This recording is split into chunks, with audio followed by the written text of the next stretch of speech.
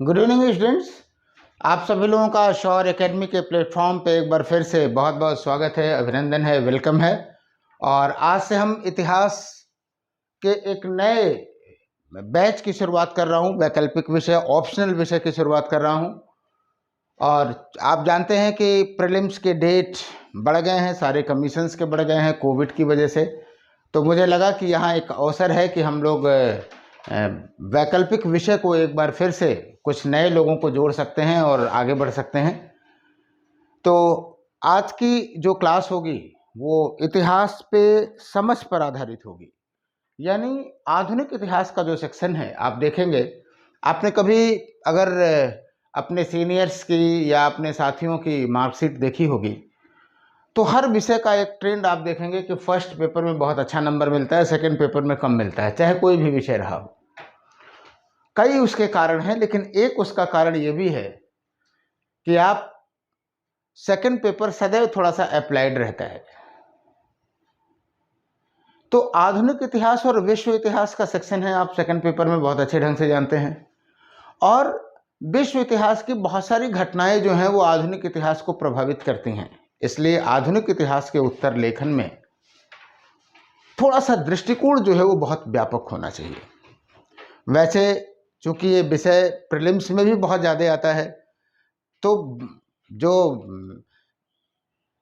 PT के देने वाले हैं या जिसका वैकल्पिक विषय इतिहास नहीं है, वो भी कम से कम मॉडर्न हिस्ट्री तो पढ़ते ही पढ़ते हैं। और अब तो वर्ल्ड हिस्ट्री का सेक्शन भी अच्छा खासा सेक्शन आ गया है, जीएस मेंस में भी आ गया है।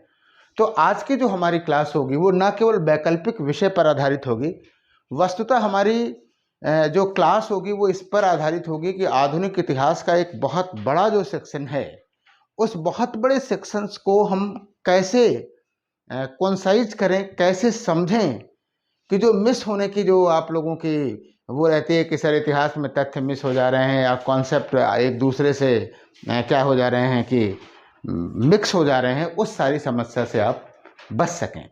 और जब हम यूपीएससी के सिलेबस की बात करते हैं तो नेचुरली आप देखें, चाहे यूपीपीएससी हो चाहे उत्तराखंड हो, सारे स्टेट पब्लिक सर्विस कमीशन के भी टॉपिक इसी से संबंधित होते हैं। जो थोड़ा बहुत एक आध पॉइंट इधर उधर मिल जाए तो वो भी इसी समझ से हम लोग कवर अप किया जा सकता है।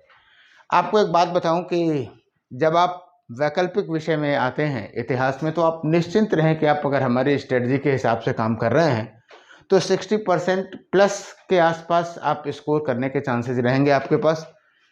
स्टेट पब्लिक सर्विस कमीशन में बच्चों ने 70% प्लस भी कवर किया है, तो वो निश्चित रूप से डिसिप्लिन्ड वे में कायदे से अगर आप इसको देखेंगे तो बेहतर कर सकते हैं। और कक्षा कार्यक्रम के अंतर्गत ही हम लोग एक एक टॉपिक पे इतनी विस्तृत डिस्कशन करेंगे कि कोई भी पक्ष इससे बाहर होने वाला नहीं है।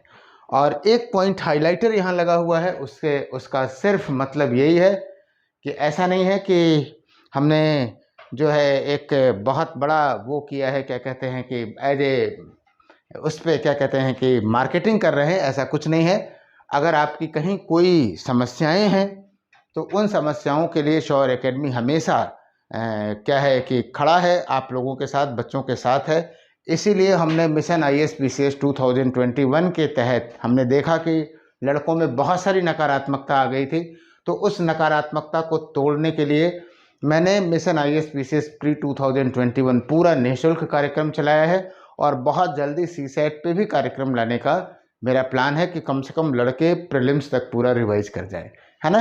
तो आज की क्लास मुख्यतः आधुनिक भारत में इतिहास पे क्या कहते हैं कि समझ को आधारित लेकर के है ना। और कोई दो राय नहीं कि वो बच्चे जो कि SSC दे रहे हैं, CGL दे रहे हैं या कोई भी कंपटीशन दे रहे हैं और वहाँ उनको मॉडर्न हिस्ट्री में समझ में प्रॉब्लम आती है, तो ये क्लास उनके लिए भी बहुत बेनिफिशियल होने वाली है, राइट। तो आपको बताऊं, आगे बढ़ते हैं। एकेडमी पे ये औपचारिकताएं समझ लीजिए कि हमारे साथ ही वैकल्पिक विषय समाजशास्त्र की कक्षाएं चल रही हैं, ऑप्शनल की भी चल रही हैं, और क्वेश्चन आंसर राइटिंग की। आपको बताऊं कि क्वेश्चन आंसर राइटिंग का भी जो कार्यक्रम है बड़ा इंटरेस्टिंग कार्यक्रम है, खास करके उन बच्चों के लिए जिन्होंने विषय को कहीं से पढ़ा है या अपने ही पढ़ा है। कई बार होता है ना कि क्या लिखूं क्या ना लिखूं, उसमें बड़ी असमंजस सी रहती है। तो क्वेश्चन आंसर राइटिंग जो है एक बड़ा इफेक्टिव प्रोग्राम है और लड़कों का तो ये प्रेशर है कि सर आप भी लाइए, जीएस पे भी लाइए, अन्य सारे सेक्शन पे भी लाइए। तो समय प्रबंधन सारे कार्यक्रम हमारे अंदर हैं, हम सारी चीज़ों को एक 1 बाय 1 करके ले आएंगे। तो अभी थोड़ा सा समय है, समय प्रबंधन के हिसाब से ही वो सारी चीज़ें हैं। तो बहुत जल्दी इतिहास वैकल्पिक विषय पर भी हम आपको क्वेश्चन आंसर फ्रेमिंग की बात करेंगे। और जो लोग ऑप्शनल में वैकल्पिक विषय में रहते हैं उन पे तो ऑलरेडी विस्तृत परिचर्चा रहती है, यानी अगर कोई समाजशास्त्र का वैकल्पिक विषय का व्यक्ति है तो वो ऑलरेडी उसको ये प्रोवाइड किया जाएगा। या इतिहास विषय के साथ तो हम पर डे आप ये कह सकते हैं कि सर टॉपिक के डिस्कशन के बाद हम लोग क्वेश्चन आंसर की फ्रेमिंग करते ही करते हैं। तो आप लोग इस पे भी विचार कर सकते हैं। फिलहाल अब हम लोग शुरुआत करेंगे कि इतिहास मॉडर्न हिस्ट्री के संदर्भ में, कि कैसे सारे सूत्रों को, जो बिखरे हुए सूत्र मॉडर्न हिस्ट्री में दिखते हैं, उसे हम कैसे समेटें, कैसे समझें कि हमारा परफॉर्मेंस बेहतर हो सके। जब आपको पास समझ विकसित होगी तो आप देखिएगा तथ्य भी बहुत आसानी से आप उसे कवर अप कर लेंगे। तो वास्तव में जो हमने मॉडर्न हिस्ट्री का सेक्शन आपके सिलेबस में रहता है, मोटे तौर पे आप ये कह सकते हैं कि सर जब भी हम मॉडर्न हिस्ट्री की किताब उठाते हैं, चाहे वो बिपिन चंद्र की हो, चाहे एनसीईआरटी हो, तो उसमें आप यही पाते हैं कि सर मुगल साम्राज्य का पतन, 18वीं शताब्दी की समाज अर्थव्यवस्था, यहाँ से टॉपिक शुरू होता है और लास्ट तक वो टॉपिक जाता है कहाँ तक, 1947 तक। राइट, ये आपका सामान्य सिलेबस है, सिलेबस मैं प्रोवाइड करा दूंगा आप लोगों को। आप जानते भी हैं कि क्या सिलेबस है, यही तो सिलेबस रहता है। लेकिन देखो, मैंने इस पूरे सिलेबस को, यानी आप ये कह सकते हैं कि 18वीं से 20वीं शताब्दी तक अगर मॉडर्न इंडिया को लेते हैं, जो कि एकदम पारंपरिक है, तो मैं उसे सिर्फ 2 चैप्टर्स में देखता हूँ, है ना। एक बात और बता दूं, इन दोनों टॉपिक पे आने के बाद वास्तव में जब आप देखेंगे तो मेंस में स्वातंत्रोत्तर भारत भी है, यानी 1947 से लेकर के 64 तक, नेहरू काल जो है, यानी फर्स्ट फेज ऑफ इंडिपेंडेंस भी मॉडर्न हिस्ट्री के अंदर ही हम लोगों को डिस्कस करना है ना। लेकिन हमने एकदम ट्रेडिशनल पार्ट लिया है कि हम 18वीं शताब्दी से लेकर के मुगल साम्राज्य के पतन से लेकर के जो है हम कैसे 1947 तक पहुंचेंगे, उस सेक्शन को देखा है यहाँ पे। देखिए, मेरी नज़र में इस पूरी जो कहानी है 18वीं से लेकर के 20वीं शताब्दी के मध्य तक की, है ना, एक बार याद दिला दूं आपको कि 18वीं शताब्दी के मध्य से ही आपकी शुरुआत होती है। 1750 जो सिलेबस अगर आप देखेंगे तो 18वीं शताब्दी के मध्य से ही है। इस पूरे सेक्शन को हम 2 भागों में देखते हैं। पहला चीज कि कैसे औपनिवेशिक साम्राज्य का कैसे निर्माण हुआ, राइट। फर्स्ट सेक्शन ये है कि कैसे औपनिवेशिक साम्राज्य का निर्माण हुआ 1707 से लेकर के 1857 ईस्वी तक। आपको बता दूं कि हमने मिशन ISPCS 2021 के अंतर्गत भी मुगल साम्राज्य के पद इस सेक्शन को पढ़ाया हुआ है, लेकिन वहाँ जो हमारा अप्रोच है स्पेशली प्रीलिम्स फोकस पे ज़्यादा है ना। तो औपनिवेशिक साम्राज्य का निर्माण हुआ, और दूसरा कि कैसे औपनिवेशिक साम्राज्य का विघटन हुआ 1857 से लेकर के 1947 तक। आप देखेंगे कि औपनिवेशिक साम्राज्य के विरुद्ध जो प्रतिक्रिया हुई वो 2 रूपों में आपको दिखाई देगी। पहले विद्रोहों के रूप में दिखाई देगी और फिर दिखाई देगी आपको आंदोलन के रूप में। तो आप जानते हैं कि विद्रोह और आंदोलन में क्या अंतर होता है, आप देखेंगे, इस पे हम लोग बहुत विस्तृत चर्चा करेंगे। विद्रोह व्यक्तिगत होता है, सीमित संदर्भों में होता है, उसका दायरा सीमित होता है ना। 1857 का जो विद्रोह आप देखते हैं, इन विद्रोहों की श्रृंखला में सबसे बड़ा विद्रोह आप कह सकते हैं, लेकिन वो आंदोलन नहीं है। आंदोलन कब बनता है कि जब विद्रोहों में जन समर्थन मिल जाए, मास मीडिया मिल जाए, क्षेत्र व्यापक हो जाए, तो वो आंदोलन हो जाता है। फिलहाल हम लोग विद्रोह और आंदोलन की चर्चा करेंगे, और विद्रोह प्लस आंदोलन, इन दोनों का परिणाम क्या हुआ कि औपनिवेशिक साम्राज्य का विघटन हुआ, राइट। तो पहला डिवीजन तो हमने आपके दिमाग में बना दिया, लेकिन आपको बताऊं कि मॉडर्न हिस्ट्री के सेक्शन में इन दोनों चीज़ों को पढ़ने के पहले कि सर औपनिवेशिक साम्राज्य का निर्माण कैसे हुआ, इस सेक्शन को अगर पढ़ना है, समझना है, या कैसे विघटन हुआ, खास करके मेंस की दृष्टि से, तो हमें इतिहास अध्ययन के कुछ उपागमों पर ध्यान देना चाहिए। ये ऐसा टॉपिक है जो कि आपके विषय को में समझ को क्या करेगा, अत्यधिक बढ़ा देगा, राइट। अब अध्ययन के उपागम से क्या मतलब है, कहने का मतलब ये है कि जो हमारे यहाँ आधुनिक इतिहास लेखन हुआ, जो हम पढ़ते हैं मॉडर्न हिस्ट्री में, वो उसको कई दृष्टिकोणों से लिखा गया। तथ्य तो एक है, लेकिन तथ्य को लिखना, घटना को प्रस्तुत करने का जो तरीका है वो अलग अलग दृष्टिकोणों से है, और उन दृष्टिकोणों को समझना बहुत आवश्यक है, क्योंकि जब आप दृष्टिकोण समझेंगे तभी इस स्थिति में होंगे कि आप किसी बात को समझ सकें कि वो सही है या गलत है ना, राइट। हाइपोथेटिकल है। जैसे आप मालूम हुआ कि पहला जो दृष्टिकोण उभर करके आया वो इतिहास के अध्ययन का साम्राज्यवादी दृष्टिकोण उभर करके आया। यानी भारतीय इतिहास को जो मॉडर्न इतिहास लेखन आप देखेंगे तो वो आपसे शुरुआत किया किसने, साम्राज्यवादी इतिहासकारों ने किया। और इसमें भी जो प्रमुख नाम आपको बताएं, जेम्स मिल हैं, वी.ए. स्मिथ हैं, ट्रेवेलियन हैं, ये सारे लोगों ने इतिहास लिखा, भारत का इतिहास लिखा। और जब भारत का इतिहास इन्होंने लिखा, जैसे साम्राज्यवादी जो इतिहास लेखन था, तो जब ये इतिहास लिखा इन्होंने, तो आपको बताऊं कि एक विशेष दृष्टिकोण से लिखा।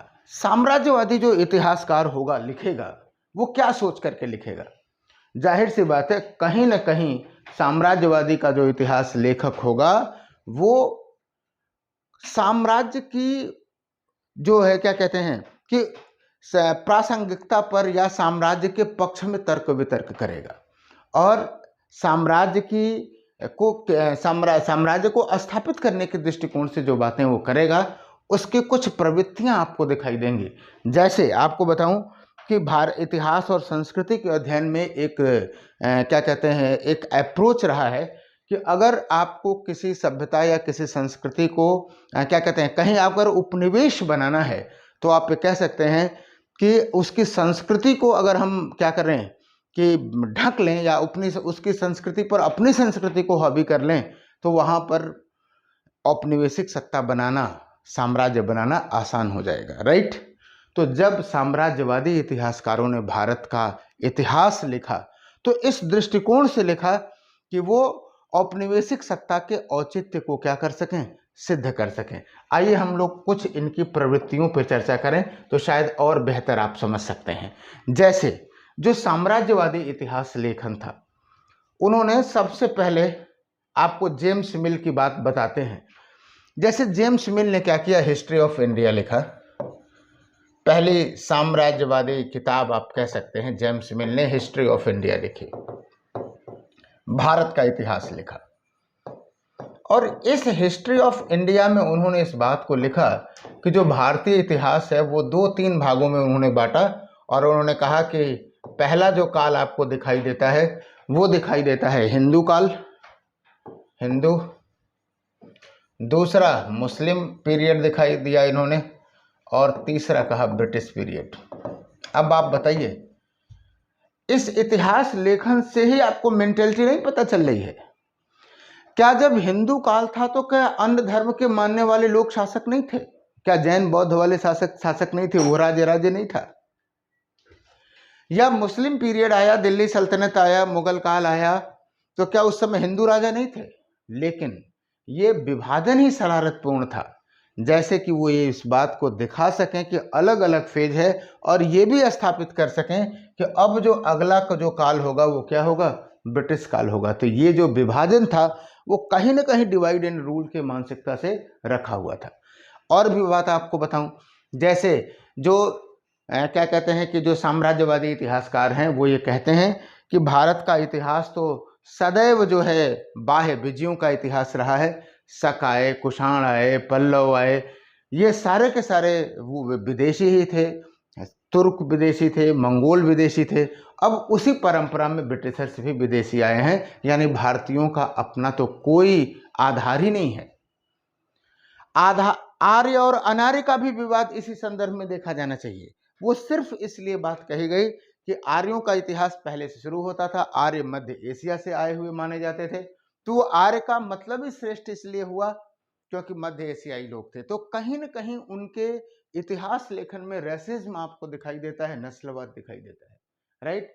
और आगे चल करके जब आप चर्चा करेंगे, बात हम करेंगे, एक एक सेक्शन पे आगे चलेंगे, कुछ सामान्य बातों को हम लोग डिस्कस करते हुए चलें।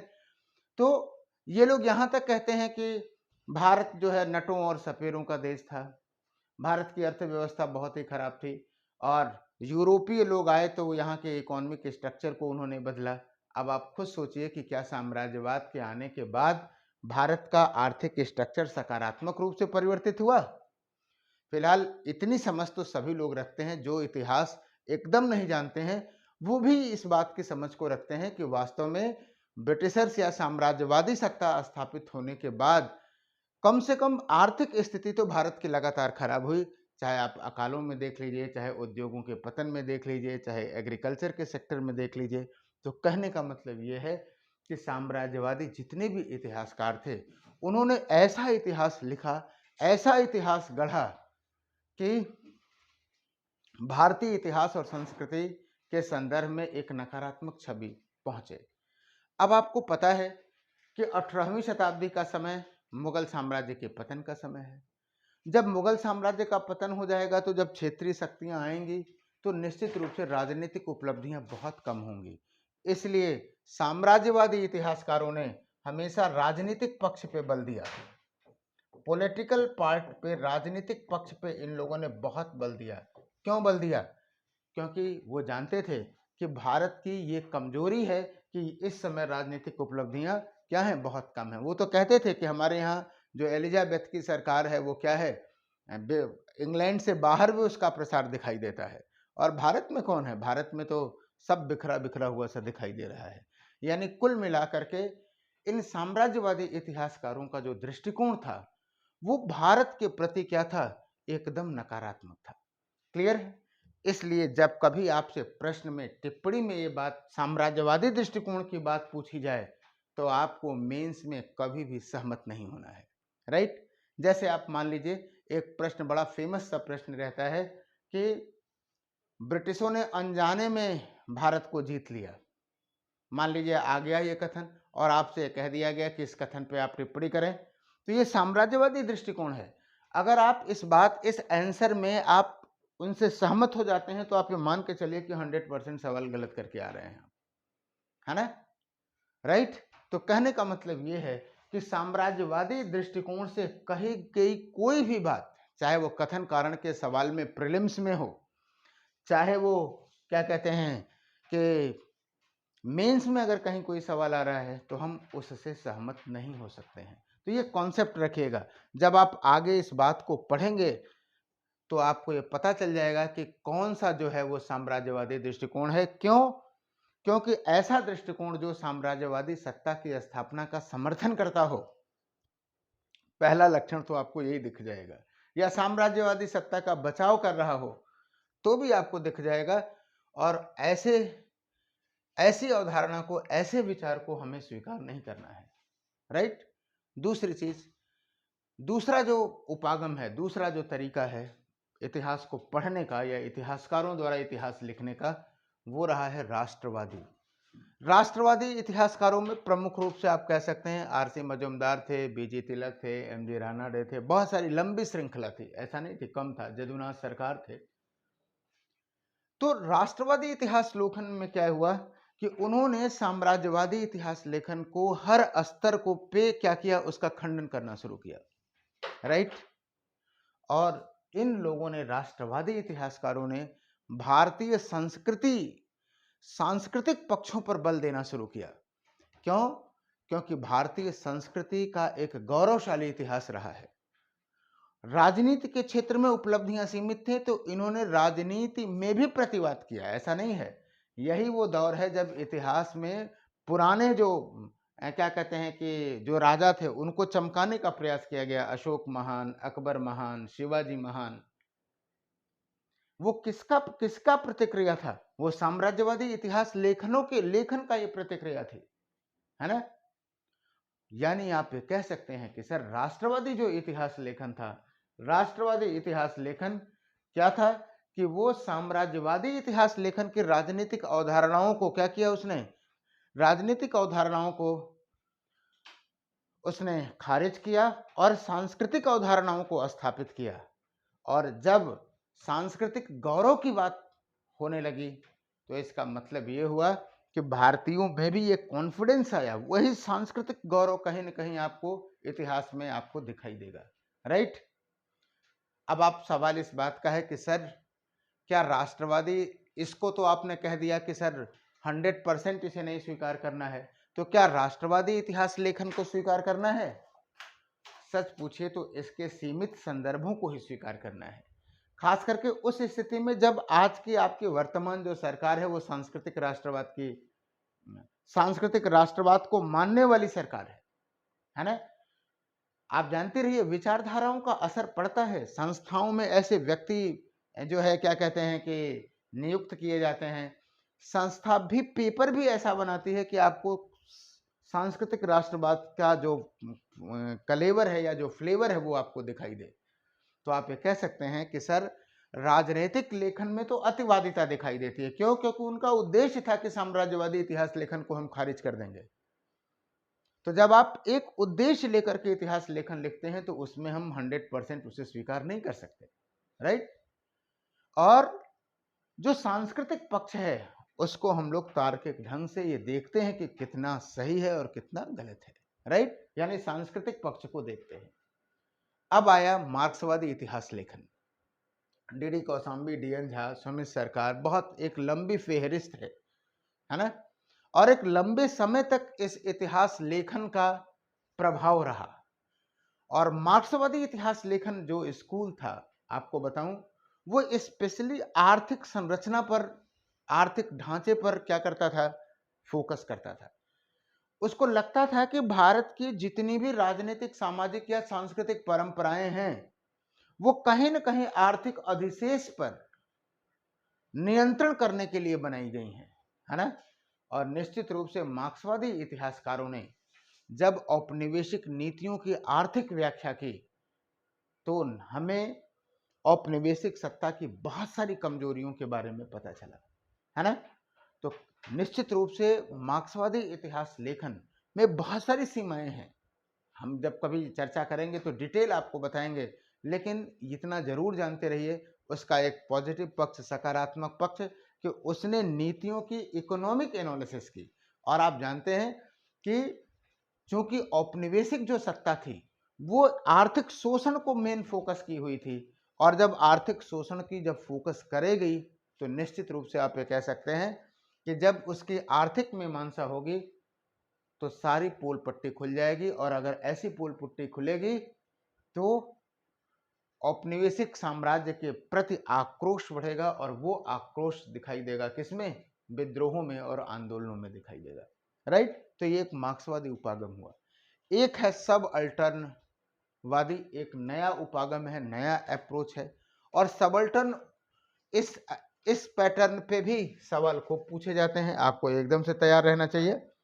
ऐसे इस सेक्शन पे भी खूब सवाल पूछे जाएंगे और सब अल्टर्नवादी पे भी सवाल पूछे जाते हैं।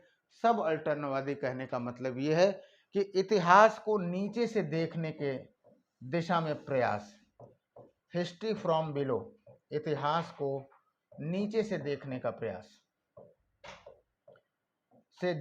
प्रयास, हिस्ट्री फ्रॉम बिलो। कहने का मतलब ये है कि जब आप इतिहास पढ़ते हैं तो क्या देखते हैं, सामान्यतः गांधी नेहरू देख लेते हैं, केंद्रीय नेतृत्व के आधार पर बात कर लेते हैं, नीतियों के आधार पर आप बात कर लेते हैं। लेकिन क्या वही पूरा इतिहास है? क्या उसके अलावा इतिहास नहीं है? निश्चित रूप से उसके अलावा भी इतिहास है, और वो कहीं ज्यादा महत्वपूर्ण है। इनका कहने का मतलब ये है कि जब हम इतिहास का विश्लेषण करें तो हमें कम से कम क्षेत्रीय प्रवृत्तियों पर बल देना चाहिए। रीजनल एस्पेक्ट क्या है? क्षेत्रीय प्रवृत्तियां। याद रख लेना, अभी ये चीज आपको तुरंत के लिए ये बात हो सकता है, ये बात लग सकती है कि सर ये बात पूरी तरह से समझ में नहीं आ रही है, लेकिन आपको बताऊं कि जब आप PCS या IS के जो GS में देखेंगे या फिर ऑप्शनल विषय, वैकल्पिक विषय में भी अगर आप देखेंगे तो वहाँ पे क्षेत्रीय प्रवृत्तियों के आधार पर आपसे बहुत सारे सवाल पूछे हुए हैं, है ना।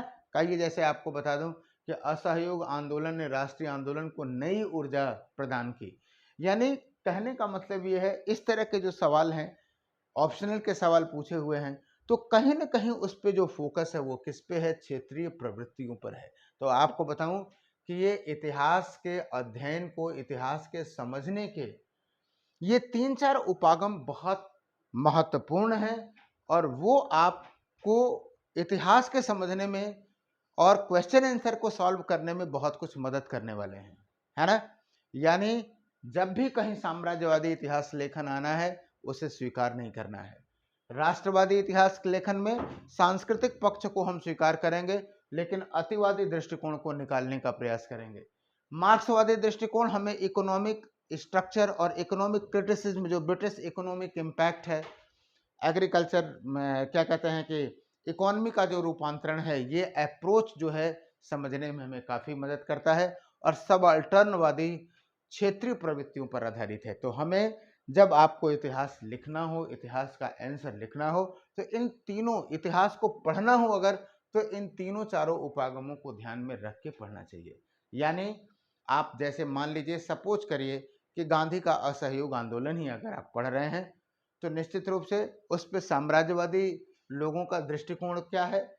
जाहिर सी बात है, आपको गांधी अराजकतावादी दिखाई देंगे, राष्ट्रद्रोही दिखाई देंगे, सरकार विरोधी दिखाई देंगे, है ना।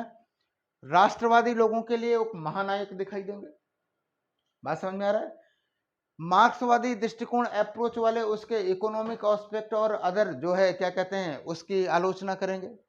और सबल्टर्नवादी दृष्टिकोण से जब आप जाएंगे, तो आप ये पाएंगे कि कैसे उनका क्षेत्रीय प्रचार प्रसार हुआ, कैसे क्षेत्रीय आंदोलन हुए, कैसे उनका रीजनल प्रसार हुआ। यानी कहने का मतलब ये है कि एक ही टॉपिक पे विभिन्न प्रकार के जो आपके दृष्टिकोण हैं, वो आपको उसे समझने में क्या करेंगे, निश्चित रूप से आपको मदद प्रदान करेंगे। और इनको अगर आपने एक फ्लैशबैक दिमाग में भी रख लिया ना, तो वो सवाल बहुत आसानी से आप कर ले जाएंगे, राइट। एक बात और बताना चाहेंगे, इससे पहले कि हम लोग और आगे बढ़ें, दो चीज़ों को स्पेशली देख लेने की ज़रूरत है। आप लोग जानते भी होंगे, बहुत सारे लोग जानते होंगे इस बात को। आइए बात करते हैं उपनिवेशवाद और साम्राज्यवाद। ये जानना भी बहुत ज़रूरी है, और एक एक सेगमेंट को आप लोग जो है क्या कहते हैं कि समझने का प्रयास करिएगा। आप लोग टेलीग्राम चैनल ज्वाइन करें, तो वहाँ पे हम आपको इसका पीडीएफ भी प्रोवाइड करा देंगे कि आप लोग देख लें, रख लें, समझ लें, प्रिंट आउट कर लें, क्योंकि इतिहास को समझने में ये 8-10 पेज बहुत काम के रहने वाले हैं। तो उपनिवेशवाद और साम्राज्यवाद के स्वरूप को भी समझना जरूरी है, और उतना ही जरूरी है जितना कि आप अप्रोच समझते हैं। आइए देखते हैं, उसके बाद देखेंगे कि हाँ सर, इतिहास तो बहुत आसान है, इजिली किया जा सकता है। जैसे उपनिवेशवाद क्या है। उपनिवेशवाद को अगर हम एक लाइन में कहें, तो आप ये कह सकते हैं कि सर यह एक आर्थिक विचारधारा है, इकोनॉमिक आइडियोलॉजी है, आर्थिक विचारधारा है। और क्या चाहती है ये, आपको बताता हूं। विचारधारा है जो कि या जिसमें कोई राष्ट्र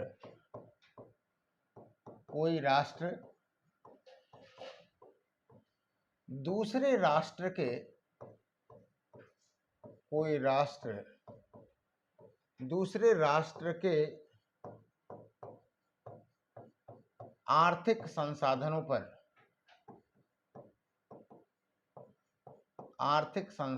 पर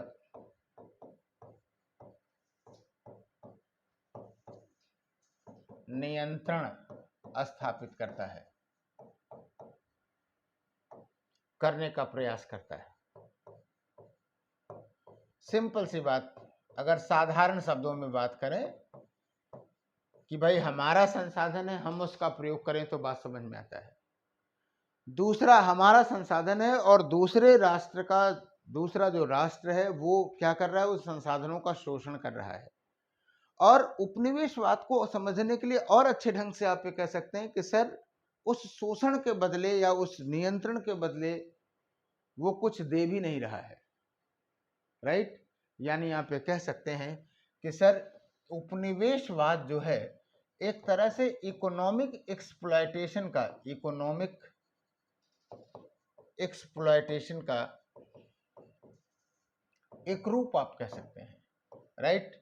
और एक बात जानते रहिए, दुनिया में कहीं भी उपनिवेश बना, जहां भी उपनिवेश बना, उसमें पहला लक्षण आप यही देखेंगे कि वहां के संसाधनों पर नियंत्रण करने का प्रयास किया गया, वहां के संसाधनों को लूटने का प्रयास किया गया, शोषण का प्रयास किया गया। अदरवाइज आपको बता दूं, इस पृथ्वी पे संसाधनों की बहुलता है, संसाधन प्रकृति के उपहार हैं, है ना। कहीं कुछ है, कहीं कुछ है, कहीं कुछ है। अगर आपसी सामंजस्य रहे तो संसाधनों की कहीं कोई कमी नहीं है। लेकिन जो विकास में असंतुलन आपको दिखाई दिया, उसके पीछे ये भी एक बहुत बड़ा कारण रहा है कि उपनिवेश स्थापित करके, है ना, कहीं ना कहीं जो है हमने क्या किया है, आर्थिक संतुलन को बिगाड़ने का प्रयास किया है। और ये प्रवृत्तियां आपको इस समय में नहीं, आज भी आपको दिख सकती हैं विभिन्न रूपों में। जो आर्थिक संदर्भों की जो टकराहट होती है, जो आर्थिक हितों की टकराहट होती है, वो आज भी आपको दिख सकती है। तो संदर्भ बदल रहा है, इसलिए मैं वहां पे आगे नहीं जा रहा हूं। लेकिन आप जानते रहिए कि उपनिवेशवाद का मतलब सीधे से यही है। अब आते हैं साम्राज्यवाद। इंपीरियलिज्म क्या है? वास्तव में जब हम साम्राज्यवाद की बात करते हैं तो उपनिवेशवाद के हितों को या उपनिवेश के हितों को एकदम क्लियर जानते रहिए कि उपनिवेश के हितों को बनाए रखने के लिए, उपनिवेश के हितों को बनाए रखने के लिए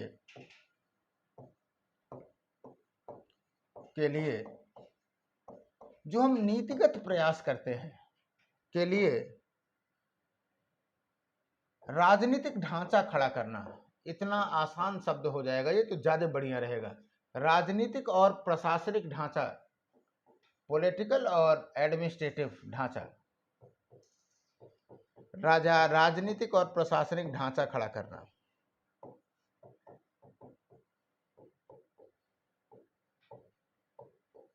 राइट। यानी आप कह सकते हैं कि सर उपनिवेशवाद और साम्राज्यवाद सगी बहनें हैं, ट्विंस हैं। एक पहले शोषण का स्थान बनाती है और दूसरा उसको अस्थायी करने के लिए एक व्यापक राजनीतिक ढांचा बनाती है। साम्राज्यवाद बदलते हुए समय की परिस्थितियों के हिसाब से नीतियों में परिवर्तन करता है। बात समझिएगा। यानी जैसे जैसे औपनिवेशिक हित बदलते हैं, जैसे जैसे लोगों में संचेतना आएगी, लोगों की जिस तरह से प्रतिक्रिया होगी, उसके हिसाब से साम्राज्यवाद नीतियां बदलता रहेगा। और वास्तव में जिस तरह से औपनिवेशिक सत्ता का निर्माण हुआ, हमें इस उपनिवेशवाद और साम्राज्यवाद के ढांचे को अनुरूप उसे समझना चाहिए। बात समझ में आ गई? यानी आप कह सकते हैं कि सर साम्राज्यवाद एक तरह से बहुत व्यापक अवधारणा है जिसमें उपनिवेश के हितों को बनाए रखने के लिए या हमेशा संवर्धित करने के लिए नीतियां बनाई गई। और इसमें यहां के लोग ही नहीं शामिल थे बल्कि ब्रिटेन के लोग भी शामिल थे। यानी जो उपनिवेश के लोग थे जो यहां पे थे और जो नीतियां बना रहे थे ब्रिटेन में, यानी पूरा स्ट्रक्चर, एडमिनिस्ट्रेटिव स्ट्रक्चर इसके लिए रिस्पॉन्सिबल था। अब आप जरा सोचिए कि जब तक इन दोनों स्ट्रक्चर्स को आप नहीं समझेंगे तब तक आप ये सोचें कि हम मॉडर्न हिस्ट्री में कुछ तथ्यों को जान लेंगे और उन तथ्यों के आधार पर हम परफॉर्मेंस करेंगे, तो जाहिर सी बात है कि वो दृष्टिकोण, वो अप्रोच जो है वो तार्किक नहीं होगा, राइट। तो उपनिवेशवाद और साम्राज्यवाद को आपने सामान्य रूपों में समझा। आइए हम लोग बात को आगे बढ़ाते हैं। वास्तव में जब आप देखते हैं 18th सेंचुरी को देखते हैं, आपको बताऊं कि हम लोग 18th सेंचुरी को भी देखने से पहले जो अभी हमने बताया उपनिवेशवाद के चरणों को देख लेते हैं। पेज आगे पीछे हो गया, उसको समझिए। यानी उपनिवेशवाद और साम्राज्यवाद के ढांचे को, बदलते हुए ढांचे को समझने के लिए इस स्ट्रक्चर को जानना बहुत आवश्यक है। राइट, आइए देखते हैं और फिर जोड़ने का प्रयास करते हैं। जैसे भारत में उपनिवेश के, ब्रिटिश उपनिवेश के आपको 3 चरण दिखाई देते हैं। राइट, पहला वाणिज्यिक पूंजीवाद, जो कि 1757 से लेकर के 1813 तक रहा। 1757 से लेकर के 1757 से लेकर के 1830 तक रहा। अब एकदम अपने दिमाग में स्ट्रक्चर बना लीजिए। राइट, बन गया।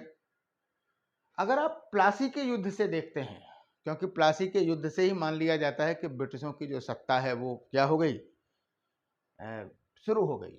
आपको बताऊं, अलग अलग लोग हैं, अलग अलग नजरिए से देखते हैं। क्षेत्रीय इतिहासकार, आपको एक रोचक बात बताता हूं कि जो साम्राज्यवादी इतिहासकार हैं वो 1757 के युद्ध के विजय को बड़ा हाईलाइटेड करके बनाते हैं, है ना। 18वीं शताब्दी का बेसिक तो रहा ही रहा है ये। Right, sure.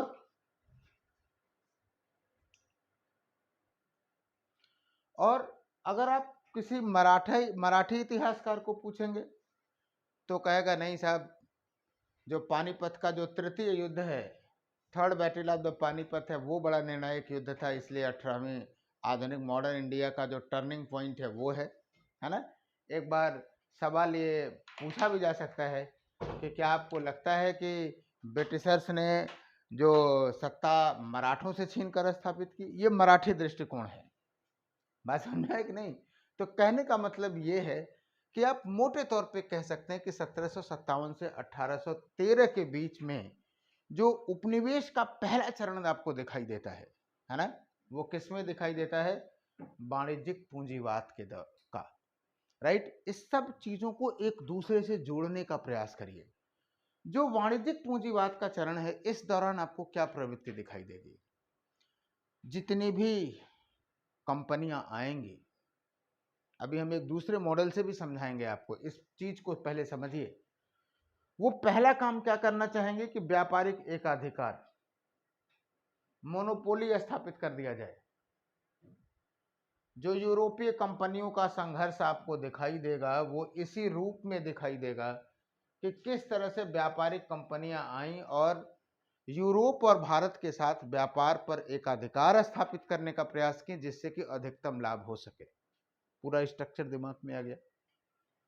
और इसके लिए ये जो कंपनियां थीं वो क्या करती थीं, मुगल शासकों के पास जा करके उनसे पूरा बकायदे वो करना क्या करती थी, नीतिगत कूटनीति के द्वारा फरमान प्राप्त करती थी।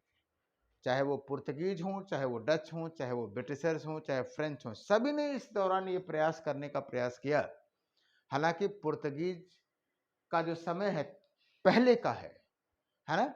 हम स्पेशली इस बात को ब्रिटिश संदर्भ में कह रहे हैं, है ना। लेकिन इस दौरान उन्होंने यही किया कि हम व्यापार पर एकाधिकार को प्राप्त करने का प्रयास करें। राइट, इसी दौरान जैसे ही वो सत्ता स्थापित होगी, वैसे ही आप देखेंगे व्यापारिक एकाधिकार के बाद आपको दिखाई देगा राजनीतिक हस्तक्षेप। यहां पे लिख देता हूं सेकेंड पॉइंट में कि पॉलिटिकल इंटरफेरेंस आपको दिखाई देगा, राजनीतिक हस्तक्षेप। लेकिन आपको एक बात बहुत अच्छे ढंग से बता दूं कि इस दौरान अभी इनकी स्थिति नहीं होगी पॉलिटिकल इंटरफेरेंस, इनकी ये स्थिति नहीं होगी कि वो सत्ता स्थापित करें, क्योंकि न केवल आंतरिक राज्यों का प्रतिरोध होगा बल्कि बाह्य राज्यों का भी प्रतिरोध होगा, ब्रिटिशों की तरफ से भी मनाही होगी। इसलिए वो क्या करते हैं कि एक तरह से द्वैध शासन जैसी व्यवस्था लाते हैं कि जहां पर शासन भी कर लिया जाए और कोई जिम्मेदारी भी ना हो और माल मलाई भी मिलती रहे। राइट, एकदम क्रम को जोड़ने का प्रयास करें, बहुत आसान हो जाएगा। व्यापारिक एकाधिकार का प्रयास करेंगे, व्यापारिक एकाधिकार के प्रयास करने के बाद राजनीतिक सत्ता की बात करेंगे, है ना। एक बात जानते रहिए, इसी समय एडम स्मिथ जैसे भी लोग होंगे जो कि हमेशा वेल्थ ऑफ नेशंस की बात करेंगे, जो फ्री ट्रेड की बात करेंगे, मुक्त व्यापारी की बात करेंगे। हमने कहा ना कि वर्ल्ड हिस्ट्री की जो अवधारणाएं हैं उन चीजों को सबको कॉम्पैक्ट जोड़ करके बात करने की जरूरत है। राइट। तो कहने का मतलब ये है कि व्यापारिक एकाधिकार होगा, पॉलिटिकल इंटरफेरेंसेज होंगे, और यहीं से धन की निकासी की शुरुआत हो जाएगी। हालांकि सिद्धांत तो बाद में आया, लेकिन प्लासी के युद्ध के बाद धन की निकासी शुरू हो जाएगी। और अगर आपसे कोई पूछे कि धन की निकासी क्या है, ड्रेन थियरी क्या है, तो क्या जवाब देंगे उसका? धन की निकासी का मतलब सीधे ये हो गया कि भारत द्वारा ब्रिटेन को भेजा गया वह धन जिसके बदले में भारत को कुछ भी नहीं मिला, वो क्या कहलाता है? धन की निकासी कहलाता है। अगर आप पैसा दे करके कुछ सामान वहां से ले लेते हैं, है ना, तो ये तो व्यापार हो जाता है। लेकिन धन आपने ऐसा दिया जिसका कोई आपको वस्तु नहीं मिला, कोई सामान नहीं मिला, तो निश्चित रूप से यह धन की निकासी होता है। और जब धन की निकासी होगी तो जाहिर सी बात है क्या होगा? यही तो उपनिवेशवाद का लक्ष्य है कि वो किस तरह से संसाधनों का शोषण करे। और जब ये प्रक्रिया होगी तो भारत दीर्घकालिक रूप से आप देखेंगे कि गरीबी, भूखमरी, बहुत सारी समस्याएं, बहुत सारे अकाल आपको दिखाई देंगे, है ना। और जब आप प्रीलिम्स में पढ़ें तो इस कॉन्सेप्ट के साथ साथ जो प्रमुख अकाल हुए हैं, जो प्रमुख घटनाएं हुई हैं, उन घटनाओं को अगर आप जोड़ करके पढ़ेंगे तो आपकी मॉडर्न हिस्ट्री की जो समझ है वो बड़ी अच्छी हो जाएगी। क्लियर है? आपूर्ति श्रृंखला पर अधिकार, वही कृषि एग्रीकल्चर पे चेन सप्लाई पर अधिकार करने का प्रयास किया गया। और सामाजिक सुधारों से दूरी बनाई गई, क्योंकि उनको लगता था कि हम अगर सामाजिक सुधार करेंगे तो प्रतिरोध होगा, है ना। और आप ये भी कह सकते हैं कि सर कि वो जो प्रतिरोध होगा वो उनके अगेंस्ट होता है, इसलिए जो है पहला जो चरण है वो आपको वाणिज्यिक पूंजीवाद का दिखाई देता है। सामान्य प्रवृत्तियां क्लियर हो रही हैं? ना भी क्लियर हो तो इसको, इस अवधारणा को समझिए। फिर जब हम लोग रेगुलर क्लास लेंगे, जब बात करेंगे, एक एक टॉपिक पे आएंगे, तो इस पे मतलब विधिवत चर्चा भी होगी, है ना। और उस पे हम लोग जो है क्वेश्चन आंसर का डिस्कशन भी करेंगे। लेकिन इतिहास को समझने के लिए आपको हमेशा ध्यान में रखना चाहिए, हमने पहले आपको तरीका बताया कि किस तरह से हम लोग पहले पेज पे कि आधुनिक इतिहास को दो भागों में बांटते हैं। उसके बाद हम लोगों ने आधुनिक इतिहास के पढ़ने के दृष्टिकोणों पे चर्चा किया। अब हम लोग चर्चा कर रहे हैं उपनिवेशवाद के चरणों पे, राइट। आइए, दूसरा जो चरण दिखाई देता है वो 1813 से लेकर के 1757 तक है, औद्योगिक पूंजीवाद।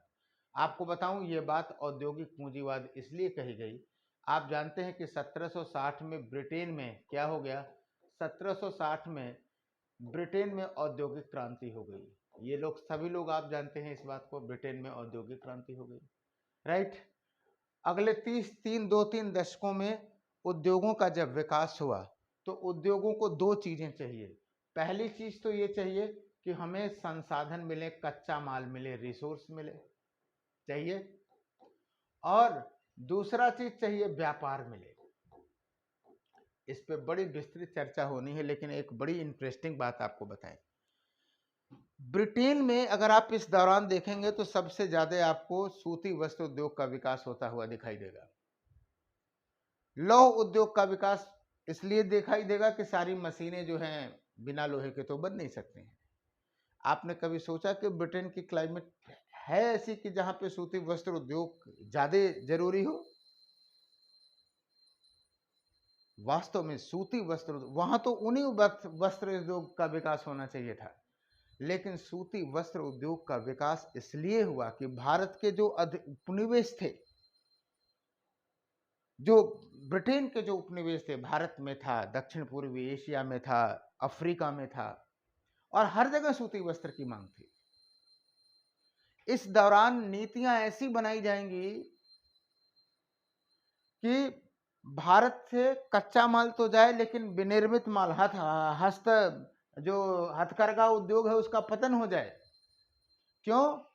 क्योंकि तभी हम कच्चा माल भेज करके जो औद्योगिक, जो क्या कहते हैं, उद्योगों द्वारा बनाया गया माल है, उसको हम बाजारों में, उपनिवेशों के बाजार में बेच लेंगे, राइट। यानी भारतीय अर्थव्यवस्था का जो रूपांतरण हुआ वो ब्रिटिश उद्योगों के आवश्यकताओं के अनुरूप हुआ।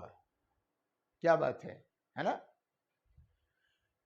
अगर आपकी एग्रीकल्चर या आपकी इकोनॉमी का विकास आपके औद्योगिक विकास के लिए हो, भारत के कृषि संसाधन का विकास भारत के औद्योगिक विकास के अनुरूप हो, तो यह बात समझ में आती है, क्योंकि राष्ट्र इससे विकसित होगा। लेकिन हम अपने संसाधनों का प्रयोग, हम अपने संसाधनों का विकास इसलिए ऐसा करें कि उससे ब्रिटिश उद्योग का विकास हो जाए, तो आप समझ सकते हैं कि अल्टीमेट रिजल्ट होने वाला क्या था। आपको बताऊं, इस दौरान आपको मुक्त व्यापार पर जोर दिया जाएगा, राइट। धन की निकासी तो चलती रहेगी, राजनीतिक सर्वश्रेष्ठता स्थापित करने का प्रयास किया जाएगा और कुछ शिक्षा एवं सामाजिक सुधार भी किए जाएंगे, राइट। लेकिन एक बार अलर्ट हो जाइएगा कि जो कभी भी आपको कहीं सुधार दिखाई देता है शिक्षा के संदर्भ में, सामाजिक सुधारों के संदर्भ में, है ना, तो आप ये जानते रहिएगा कि इसके लिए भी भारतीयों का कल्याण करना उद्देश्य नहीं था, बल्कि इसका उद्देश्य ये था कि हम कैसे इस सामाजिक और आर्थिक ढांचे का ऐसा विकास करें कि वो पाश्चात्यकरण यानी ब्रिटिश सभ्यता को स्वीकार कर सके, राइट। इसीलिए हम इस बात को हंसी में लड़कों को बताते हैं, इस बात को कहते हैं कि आपको मॉडर्न हिस्ट्री में, जैसे हमने जब कहते हैं हम कि साम्राज्यवादी इतिहासकार या साम्राज्यवादी लोग अगर कहीं मुस्कुराते हुए भी आपको दिख जाए, तो जानते रहिएगा कि उस मुस्कुराहट में भी कहीं न कहीं राज जरूर छिपा हुआ है। जैसे आप लोग कहते हैं ना कि सर पाश्चात्य शिक्षा से तो निश्चित रूप से राष्ट्रवाद का विकास हुआ, ये बड़ी अच्छी चीज थी, लेकिन हकीकत बात यह है कि पाश्चात्य शिक्षा का उद्देश्य भारत के समाज का रूपांतरण नहीं था, बल्कि ऐसे लोगों को खोजना था जो कि उनके साम्राज्यवादी ढांचे में फिट हो सके। बात समझ में आ गई कि नहीं?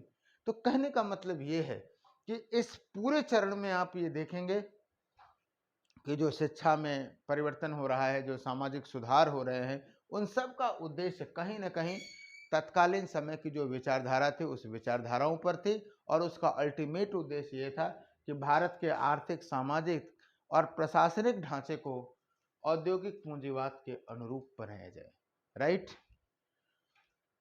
अब अगला जो चरण आता है 1860 से लेकर के 1947 तक। आप जानते हैं कि 1857 में ही ईस्ट इंडिया जो कंपनी है उसका शासन समाप्त हुआ, और यहीं से आप देखेंगे कि प्रत्यक्ष शासन पद्धति ब्रिटिशर्स भारतीय जो हैं वो क्या हो गए कि प्रत्यक्ष रूप से क्या हुए कि वो ब्रिटिश सत्ता के अधीन आ गए, और यहां से जो चरण शुरू हुआ वो क्या हुआ, वित्तीय पूंजीवाद का चरण हुआ, राइट।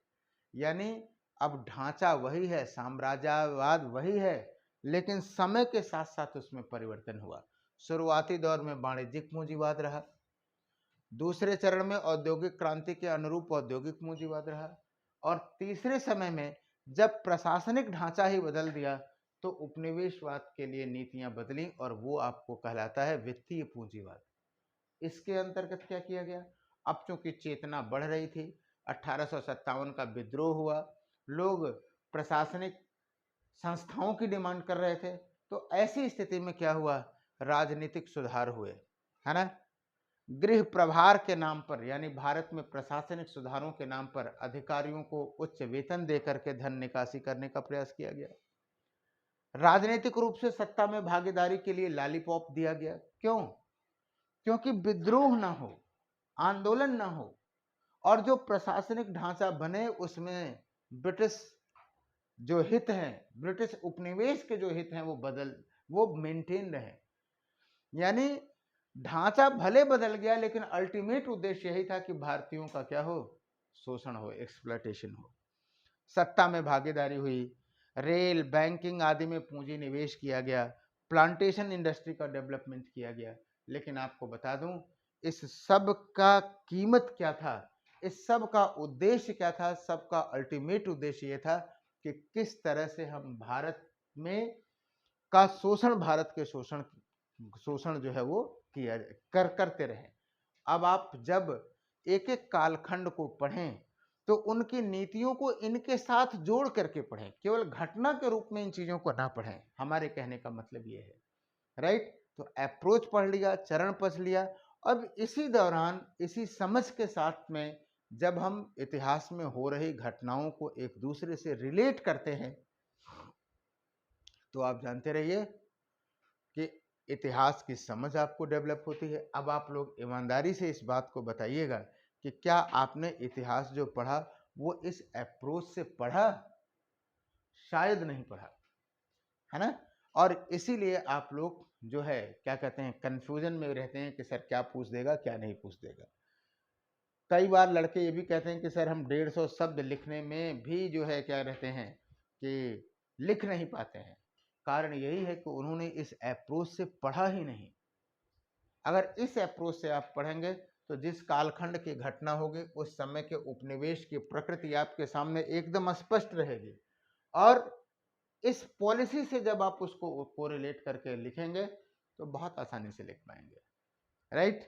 तो हम उम्मीद करते हैं कि आप लोग इस बात को समझेंगे, और अगर कहीं कोई समस्या है तो मैंने पहले भी बताया है ना, संस्थान के नंबर दिए हुए हैं, उस पर डिस्क्रिप्शन में भी ये नंबर दिया रहेगा, तो आप लोग वहाँ आप मुझे डायरेक्ट कांटेक्ट कर सकते हैं, पूछ सकते हैं कि सर ये जो प्रॉब्लम है यहाँ पे हमें प्रॉब्लम हो रही है। तो चर्चा को हम लोग क्या करें, अब आगे बढ़ाते हैं, राइट। उपनिवेशवाद के चरण को रखा। अब हम आपको अपना फेवरेट दो मॉडल का डिस्कशन करने वाले हैं, और उसमें आप देखेंगे पहले मॉडल में आप देखेंगे कि किस तरह से औपनिवेशिक सत्ता का निर्माण हुआ, राइट। एक मॉडल है, और आइए हम लोग बात करें। इस मॉडल को बहुत सारे बच्चे जानते भी हैं, और अगर इसको आप बेहतर ढंग से समझ लें, जान लें, तो बहुत सारा पेच जो है वो खुलने वाला है। लेकिन एक बार फिर कहूँगा कि इस पेज को एक्सप्लेन करने से पहले मैं आपको बता दूं, आपको जो दृष्टिकोण का जो पार्ट है और जो पॉलिसीज का पार्ट है, जब भी आप इनके तथ्यों को उठा करके देख रहे हों तो उन दोनों पॉलिसीज और दोनों कालखंडों से आपस को में कोरिलेट करते हुए देखें। बात समझ में आ गई? तो आइए हम देखते हैं। यानी अब हम पहले सेक्शन को ले रहे हैं, खास करके राजनीतिक पक्ष को ले रहे हैं कि कैसे 18वीं 19वीं शताब्दी का जो भारत है उसमें क्या परिदृश्य दिखाई देता है। आइए देखते हैं। पहला जो परिदृश्य आपको दिखाई देगा वो आपको दिखाई देगा मुगल साम्राज्य का पतन। फर्स्ट आप देख रहे हैं fall of Mughal empire, right. Fall of Mughal empire. ये बात आप हमसे पूछ सकते हैं, कई लोग कभी कभी मजाक में पूछते ही हैं कि सर आखिर में यही पहला क्यों नहीं आपको देखा, क्यों आपको और सारी प्रवृत्ति नहीं दिखी, पहला ही प्रवृत्ति आपको मुगल साम्राज्य का पतन क्यों दिखाई दिया, फॉल ऑफ मुगल एम्पायर। जब हम लोग क्लास को डिस्कस करेंगे तो हम लोग एक एक सेक्शन को बताएंगे कि मुगल साम्राज्य का पतन कैसे हो रहा है, राइट। जैसे मालूम हुआ हमने मुगल साम्राज्य का पतन पढ़ाया आपको, और पढ़ाने के बाद उस पर जो सवाल बन सकते हैं उन सवालों की चर्चा किया, जो आए हुए हैं उनकी चर्चा किया, जो नए हैं उनकी चर्चा किया, राइट। श्योर, आगे बढ़े। आइए देखते हैं दूसरी। मुगल साम्राज्य का पतन हम पहले इसलिए कहते हैं, इसलिए पहली बात इसलिए कहते हैं क्योंकि मुगल साम्राज्य विश्व के तत्कालीन समय में अगर आप देखेंगे तो तत्कालीन 4 प्रमुख साम्राज्यों के अंतर्गत आता था, और अगर इतने बड़े मुगल साम्राज्य का जो पतन हो रहा है तो उसके कारणों का विश्लेषण करना बहुत आवश्यक है। हालांकि आप ये कह सकते हैं कि सर मुगल साम्राज्य का जो पतन है वो तो एक तरह से आप ये कह सकते हैं कि मुगल का पार्ट है, लेकिन हमने अपनी सुविधा के अनुसार यहाँ इतिहास का विभाजन किया है ना। हमने इस आधार पर तो नहीं किया है, इस आधार पर विभाजन तो नहीं किया है कि जो है यहाँ तक हम मेडिवल में पढ़ेंगे, यहाँ तो मॉडर्न पे पढ़ेंगे। वो सारी बातें जो हैं वो क्या हैं, सब सुविधा के दृष्टि से ही हम लोग देखते हैं।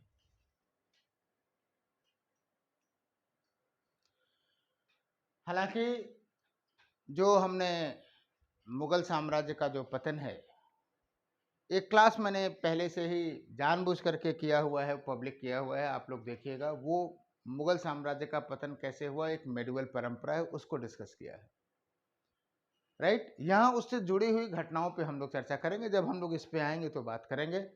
इसके तथ्यात्मक पक्ष से आप लोग बहुत अच्छे से परिचित हैं, मुझे पता है। यानी औरंगजेब के बाद कौन कौन से शासक हुए ये तो आप खूब जानते हैं। हमें स्पेशली डिस्कस करना है उनकी पॉलिसीज को, राइट।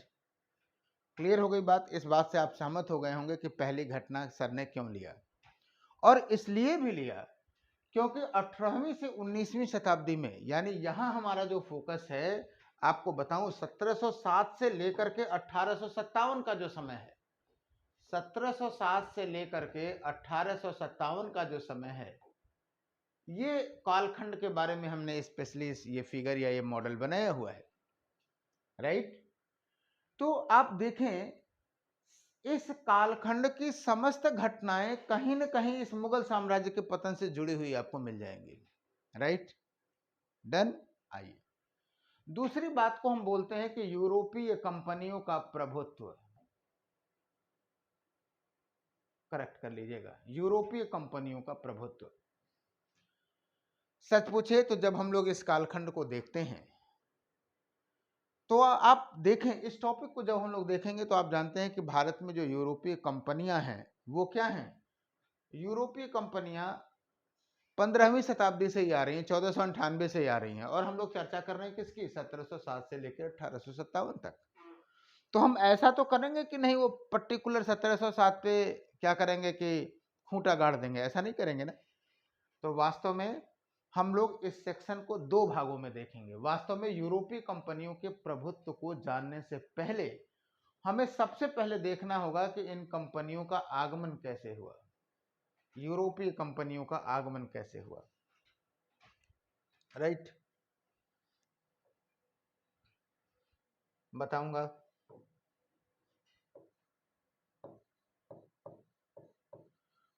क्रम से कई बार प्रीलिम्स में तथ्य भी आप जानते हैं, इसी मॉडल से पढ़िए तो आसानी से आ जाएगा। पुर्तगाली, डच, ब्रिटिश, फ्रेंच, ये चार प्रमुख रहे हैं, इनका क्रम पूछा जाता है। हालांकि डेन और स्वीडिश भी आए, वो जब हम लोग वहां डिटेल पढ़ेंगे तो समझ में आएगा। और ये सारे नए मार्ग से आए, पूरे विश्व इतिहास को भी इसमें जोड़ने की जरूरत है, क्योंकि वास्को डी गामा ने नए मार्ग की खोज की थी जो कि केप ऑफ गुड होप होते हुए भारत आया। भारत से यूरोप के दो पारंपरिक मार्ग थे, आप जानते हैं। एक से सिकंदर आया था जो यूनान, तुर्की, सीरिया, ईरान होते हुए आया था, स्थल मार्ग था। और एक जो परंपरागत मार्ग था, भूमध्य सागर, लाल सागर। ये दोनों मार्ग इस तीसरे मार्ग से अधिक क्या थे, नजदीकी थे, कम दूरी के थे। लेकिन फिर भी 15वीं शताब्दी में अगर पुर्तगीज, डच, ब्रिटिशर्स, फ्रेंच ने एक तीसरे नए मार्ग की शुरुआत की तो उसके पीछे वैश्विक कारण जिम्मेदार था। हम लोग, आप जानते भी होंगे, और अगर ना जानते हो तो जानते रहिए कि जब 1453 में कस्तंतुनिया का पतन हुआ तो तुर्की पर ऑटोमन साम्राज्य की स्थापना हो गई। और ऑटोमन साम्राज्य क्या करता था, जो क्रूसेड्स हुए उसकी वजह से आप कह सकते हैं कि जो यूरोपीय व्यापारी भूमध्य सागर, लाल सागर होते हुए या जो तुर्की एरिया, ईरान होने का प्रयास करते थे, उनको तंग करते थे, उनको लूट लेते थे। और इसीलिए इस समय वैकल्पिक मार्ग की खोज हुई, और वो वैकल्पिक मार्ग इस यहाँ पे दिखाई दिया है ना। हम लोग विस्तृत चर्चा करने का प्रयास करेंगे। और ये मार्ग चूंकि जल मार्ग होगा, राइट, तो संघर्ष भी जल मार्ग पर ही होगा। और इन सब का उद्देश्य यही होगा कि हम भारत पे आकर के व्यापार का क्या करें, एकाधिकार स्थापित करें, चाहे वो पुर्तगीज हो, चाहे डच हो, ब्रिटिशर्स हो, फ्रेंच हो। इसीलिए ये जो सेक्शन हमने आपको यहाँ पे एंगल वाइज बनाया है वो संघर्ष का बनाया है, क्योंकि ये सारी यूरोपीय कंपनियां आपस में संघर्ष करेंगी किसके लिए, फॉर द मोनोपोली, एकाधिकार। एकाधिकार क्या होता है कि एक ऐसी व्यवस्था स्थापित करना कि भारत और यूरोप या पूर्वी पूर्वी देशों के साथ और यूरोप के साथ व्यापार पर संपूर्ण नियंत्रण किसी एक कंपनी का हो जाए। अब आप सोचिए कि अगर पुर्तगीज कंपनी या ब्रिटिश कंपनी या डच कंपनी ही पूरे यूरोप में माल सप्लाई करेगी तो कितना प्रॉफिट ले सकती है, आप बताएं, कुछ अंदाजा लगा सकते हैं। वास्को डिगामा का पहला ही अभियान खर्चा निकालने के बाद भी 60 गुना लाभदायक था। सारी मैथमेटिक्स फेल हो जाएगी। क्यों? क्योंकि मोनोपोली थी, भारतीय वस्तुओं की उस समय डिमांड थी। तो जब हम लोग इस टॉपिक को पढ़ेंगे तो उनके आगमन को पढ़ेंगे, वो तो आप ऑलरेडी जानते हो। मेंस में हम लोग उनके व्यापार के स्ट्रक्चर को भी देखेंगे, हम उनके संघर्ष की प्रक्रिया को भी देखेंगे, और हम ये भी देखेंगे कि आखिर में इस सारे संघर्ष में जो ब्रिटिशर्स हैं वही क्यों नंबर 1 रहे। तो इतना तो आप जवाब दे सकते हैं कि सर ब्रिटिशर्स इसलिए रहे क्योंकि ब्रिटिशों की नौसैनिक शक्ति सबसे ज्यादा शक्तिशाली थी, और चूंकि ये पूरा संघर्ष समुद्री मार्ग पर होना था, जल मार्ग पर होना था, इसलिए अंततः ब्रिटिशर से सरवाइव कर गए। राइट? फर्स्ट सेक्शन आपने देखा, दूसरा सेक्शन देखा। तीसरा सेक्शन कि जैसे ही मुगल साम्राज्य का उदय पतन हुआ तो भारत में क्षेत्रीय राज्यों का उदय हुआ। कई सारे आपको यहाँ पे राज्य दिखाई दे रहे हैं। अवध है, जाट है, बंगाल है, रुहेले हैं, बंगस है, मराठा है, पंजाब है, मैसूर है, कुछ छूट भी गए हैं, मैसूर भी हैं। ये इतने सारे क्षेत्रीय राज्य आपको दिख रहे हैं, तो इसका मतलब ये कतई नहीं समझिएगा कि साहब इतने ही थे, क्या नहीं। ये 18वीं शताब्दी के वो प्रमुख राज्य थे जिन्होंने निर्णायक भूमिका या जिन्होंने प्रभावी भूमिका निभाई। इसके अलावा भी बहुत सारे राज्य थे। राइट? और भारतीय इतिहास को जब हम देखते हैं तो जो संपूर्ण भारतीय इतिहास है वो क्या है? केंद्रीकरण और विकेंद्रीकरण के तत्वों का संघर्ष हमको दिखाई देता है। यही तो दिखाई देता है। तो जैसे ही कोई केंद्रीय सत्ता का पतन होता है, छोटे छोटे राज्य उगना शुरू हो जाते हैं। राइट? और जब हम इन की बात को देखते हैं, है ना, तो कई चीजें दिखाई देती हैं। जैसे इसमें से कुछ ऐसे राज्य हैं जो कि मुगल दरबार के सामंतों के द्वारा बनाए गए हैं, जैसे बंगाल है, अवध है, रुहेले हैं, निजाम है, बंगश है। जाहिर सी बात है ये लोग नया राज्य स्थापित करने के बाद भी प्रशासन में मुगल एडमिनिस्ट्रेटिव स्ट्रक्चर से बाहर नहीं जा पाए। वो हमेशा मुगल स्ट्रक्टिव रिलेटिव स्ट्रक्चर पे ही डिपेंडेंट रहे। श्योर? कंफर्म? चलिए, कुछ ऐसे राज्य थे जैसे पंजाब थे, मराठा थे, ये अपनी विशेष सांस्कृतिक और क्षेत्रीय पहचान से हुए, विद्रोह हुए। कुछ ऐसे राज्य थे जिनकी स्थापना क्या हुई? विद्रोहात्मक स्वरूप में हुई, जैसे जाट थे। राइट? तो हमारे कहने का मतलब है कि इन क्षेत्रीय राज्यों के उदय को जब आप समझें तो सिर्फ संस्थापक न समझें, बल्कि एक व्यापक परिदृश्य में देखें कि नीतियों को देखें, पॉलिसीज को देखें, और एक दूसरे से कोरिलेट करें, कैसे कैसे घटनाएं हो रही हैं एक दूसरे से, उसे समझने का प्रयास करें। राइट? तो पूरी शतरंज की विसात आपको यहाँ पे दिखाई दे गई, है ना। अब इस शतरंज की विसात में आप समझिए हुआ क्या। वो ये हुआ कि इन पुर्तगीजों और डचों ने, चूंकि सबके यहाँ राजशाही थी, तो मुगल साम्राज्य में हस्तक्षेप करने से डरते थे डायरेक्टली, पहली चीज। इसलिए उन्होंने ये मौका खोजा कि हम हस्तक्षेप करेंगे किसमें? क्षेत्रीय राज्यों में। ये देखिए, ये एरो बना हुआ है। और जब हम क्षेत्रीय राज्यों में हस्तक्षेप करेंगे और मौका मिलेगा तो हम मुगल साम्राज्य में भी हस्तक्षेप कर देंगे। Very good. यानी हमने दूसरा चैप्टर ये देखा, इसी में 2 चैप्टर हो गए, दूसरा और तीसरा आप कह सकते हैं।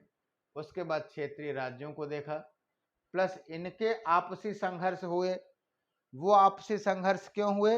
वो आपसी संघर्ष इसलिए हुए कि हमारे राज्य का विस्तार अधिक से अधिक हो सके, यानी क्षेत्र विस्तार इसका मुख्य कारण था।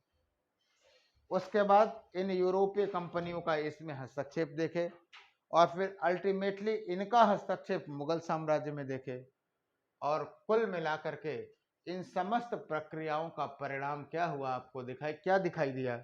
जो हमने आपको पहला चरण बताया था वो ये कि किस तरह से औपनिवेशिक सत्ता की स्थापना होगी। बेटा जब आप इस पॉलिटिकल स्ट्रक्चर को देखोगे, औपनिवेशिक सत्ता की स्थापना हुई, तो इसी समय हम लोग जो दोनों उपनिवेशवाद के चरण हैं उनको भी कोरिलेट करके समझेंगे, और उसी समय हम लोग साम्राज्यवाद की पॉलिसीज को भी समझेंगे। यानी इतना पढ़ लेने से काम नहीं बनेगा, हमको इस दौरान क्या क्या देखना होगा, हमें इस दौरान देखना होगा क्या कि किस तरह से जो ब्रिटिश सरकार है इसकी आर्थिक नीति हो रही, आर्थिक नीति, इकोनॉमिक पॉलिसी, आर्थिक प्रभाव क्या रहा, नीति और प्लस प्रभाव दोनों देखेंगे। और यहाँ से हर जगह से सवाल आते हैं, एक एक पॉइंट से सवाल आते हैं और वही आप नहीं पढ़ते हैं, राइट। हम देखेंगे इनकी राजनीतिक नीति से देखेंगे। आप घटनाएं पढ़ते हैं लेकिन हम जरूर कहेंगे कि आप पॉलिटिकल पॉलिसीज पे पढ़ें, जैसे सहायक संधि की नीति या राज्यों के साथ जो विभिन्न नीतियां अपनाई गई, डलहौजी की व्यपगत नीति है ना, उन चीजों को कैसे इंप्लीमेंट किया गया ये देखेंगे, और प्लस उपनिवेशवाद के चरण से कोरिलेट करते हुए चलेंगे, राइट। साथ ही साथ इनकी जो सामाजिक और सांस्कृतिक नीति थी उसे भी देखेंगे, सामाजिक एवं सांस्कृतिक नीति देखेंगे। इसी में आप ये कह सकते हैं कि सर हम लोग शिक्षा देखेंगे, सामाजिक सुधार देखेंगे, है ना। सब देखिए एक ही स्ट्रक्चर से सब कैसे जुड़ा हुआ है, राइट। और उसके बाद हम राजनीति में से प्रशासन अलग कर देंगे, प्रशासनिक ढांचा देखेंगे, एडमिनिस्ट्रेटिव स्ट्रक्चर देखेंगे। और जब हम लोग प्रशासनिक ढांचे की बात करते हैं तो यहाँ हमारा आशय होता है किससे, एक सामान्य प्रशासन से, पुलिस से, है ना, राजस्व से। तो राजस्व तो चलो हम लोग आर्थिक नीति में देख लेंगे, न्याय से। अब बताओ आपको कैसा लगा जब आप इस अप्रोच से चीजों को पढ़ लेंगे, तो क्या आपको ऐसा नहीं लगता कि सर अगर हम ऐसे पढ़ लेते हैं तो प्रीलिम्स के फैक्ट के साथ जब हम अवधारणात्मक चीजों को जान लेते हैं तो हमारी जो समझ है वो भी बढ़ जाती है, और प्लस हम क्वेश्चन आंसर सेशन भी बहुत अच्छे ढंग से कर लेते हैं, राइट। आइए एक रोचक मुद्दा उठाते हैं, वो ये कि अगर हम आपसे पूछें, अभी तक आपने देखा 1757 से लेकर के 1857 तक आपने अल्टीमेटली औपनिवेशिक सत्ता का निर्माण कर दिया, राइट। औपनिवेशिक सत्ता स्थापित हो गई, ये आपने देखा। अब सवाल इस बात का है कि क्या भारतीयों ने, अभी बहुत सारे इस पे मुद्दे हैं लेकिन हम एक वीडियो में बहुत व्यापक नहीं करना चाहते, हम लोग फिर चर्चा करेंगे कि क्या भारतीयों ने औपनिवेशिक सत्ता स्वीकार की।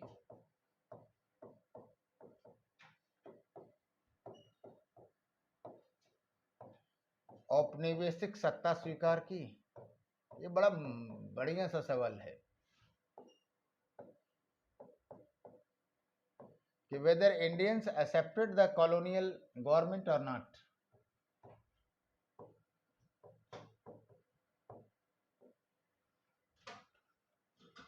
आ गया मामला साम्राज्यवादी दृष्टिकोण और इतिहास के दृष्टिकोणों का आ गया ना। अब आप कहेंगे कि सर स्वीकार करूं कि ना करूं, लग तो रहा है सत्ता बन गई तो स्वीकार कर ही लिया, लेकिन नहीं। ब्रिटिशर्स इस बात का दावा करते हैं कि हाँ नहीं ठीक है, अब सब कुछ, everything is fine and okay. लेकिन आपको एक बात बताता हूं, तो आप खुद बताइए कि क्या ब्रिटिशर्स ने सत्ता को स्वीकार किया भारतीयों ने कि नहीं। एक आंकड़ा देता हूं, वो आंकड़ा ही आपको बता देगा। कभी कभी आंकड़े बड़ी अच्छी कहानी, पूरी स्टोरी बयां कर देते हैं। जैसे हम आपको बताऊं कि जो ब्रिटिश गजेटियर है, गजेटियर मतलब सरकारी इतिहासकार, 1707 से लेकर के 1757 से लेकर के 1857 तक टाइम पीरियड, 100 सालों का। इसमें कम से कम हमें 100 विद्रोहों की सूचना मिलती है।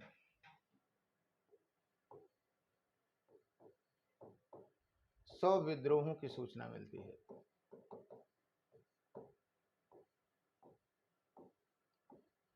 और ये ब्रिटिश गजेटियर की बात हम कर रहा हूं, मतलब ब्रिटिश गजेटियर का मतलब हो गया कि ब्रिटिशों का द्वारा लिखा गया है। ये कितने हुए होंगे भगवान जाने। ब्रिटिश गजेटियर एक सामान्य प्रवृत्ति आपको बताऊं कि जो विद्रोह होते हैं वो असंतोष के परिचायक होते हैं, राइट।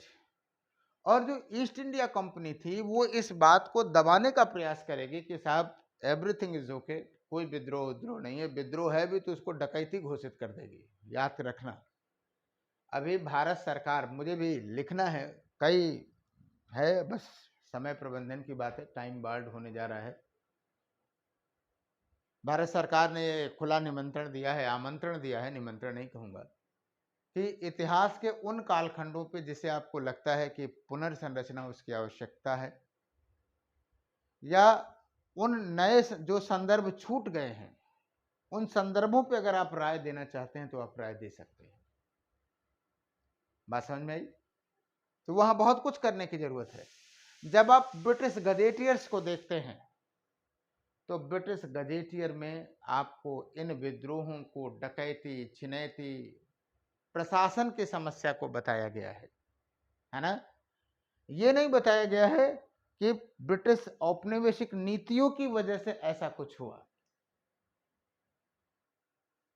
और ये विद्रोह भी कैसे, ऐसा नहीं है कि सिर्फ राजनेताओं के हैं, ये विद्रोह हैं किसानों के। याद रखना, ये विद्रोह हैं किसानों के, जनजातियों के, अपदस्थ राजाओं के, और किसके हैं, प्रशासनिक अधिकारियों के हैं। यानी समाज के सभी वर्गों में। हम जब इसकी प्रकृति को पढ़ेंगे तो काफी डिटेल इस पे रिसर्च हुए हैं, उन रिसर्चों की चर्चा करेंगे जब आप क्लास के अंदर पढ़ेंगे। तो कहने का मतलब ये है कि ये विद्रोह जब सभी वर्गों ने किए, और ये मिनिमम तो इनके गजेटियर स्वीकार करते, न जाने कितने हुए होंगे, राइट। आपको बताऊं, इसी विद्रोह के श्रृंखला में जब 1857 का विद्रोह हुआ, तो आपको बताऊं कि इन 1857 का जो विद्रोह हुआ, उस विद्रोह के बारे में कहा यह जाता है कि उसने ब्रिटिशों के उपस्थिति पर, ब्रिटिशों के औचित्य पर ही प्रश्न चिन्ह लगा दिया था। 1857 के विद्रोह के पश्चात ये लगता भी नहीं था कि क्या औपनिवेशिक सत्ता है भी या नहीं है, राइट। बात समझ में आ गई? बात श्योर, राइट, राइट। और अब जब 1857 के बाद आप देखते हैं, जस्ट ए मिनट, तो आप देखेंगे कि सतत आंदोलन चलेगा। आता हूं इस पे भी, इसकी भी प्रवृत्ति आपको देता हूं। सतत आंदोलन चलेगा। तो 1757 से लेकर के 1947 तक जो औपनिवेशिक सत्ता थी वो थोपी हुई थी, वो शक्ति के आधार पे थी, छल, प्रपंच और बल के आधार पर थी। उसे भारतीयों ने कभी स्वीकार नहीं किया, राइट, श्योर। इसमें कहीं भी भ्रम रखने की जरूरत नहीं है, क्लियर कट है। हम लोग इसकी बहुत विस्तृत चर्चा करेंगे। आइए हम लोग एक हल्की सी चर्चा करें अगले सेक्शंस पे, खास करके 1857 के बाद जो राष्ट्रीय आंदोलन आपको दिखाई देता है, नेशनल मूवमेंट, ये सबसे महत्वपूर्ण सेक्शन, सबसे ज्यादा यही रहता है, नेशनल मूवमेंट, राष्ट्रीय आंदोलन।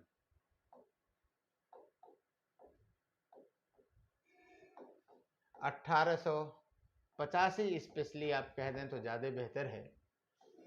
हमने तो आपको वहाँ लिख दिया कि 1857 के बाद ही तो है 1885 से लेकर के 57 से लेकर के 85 तक आप देखेंगे कि कई क्षेत्रीय संगठन बनेंगे और वो क्षेत्रीय संगठन अपने अपनी तरह से प्रयास करेंगे कि कुछ राजनीतिक सुधार लाए जाएं।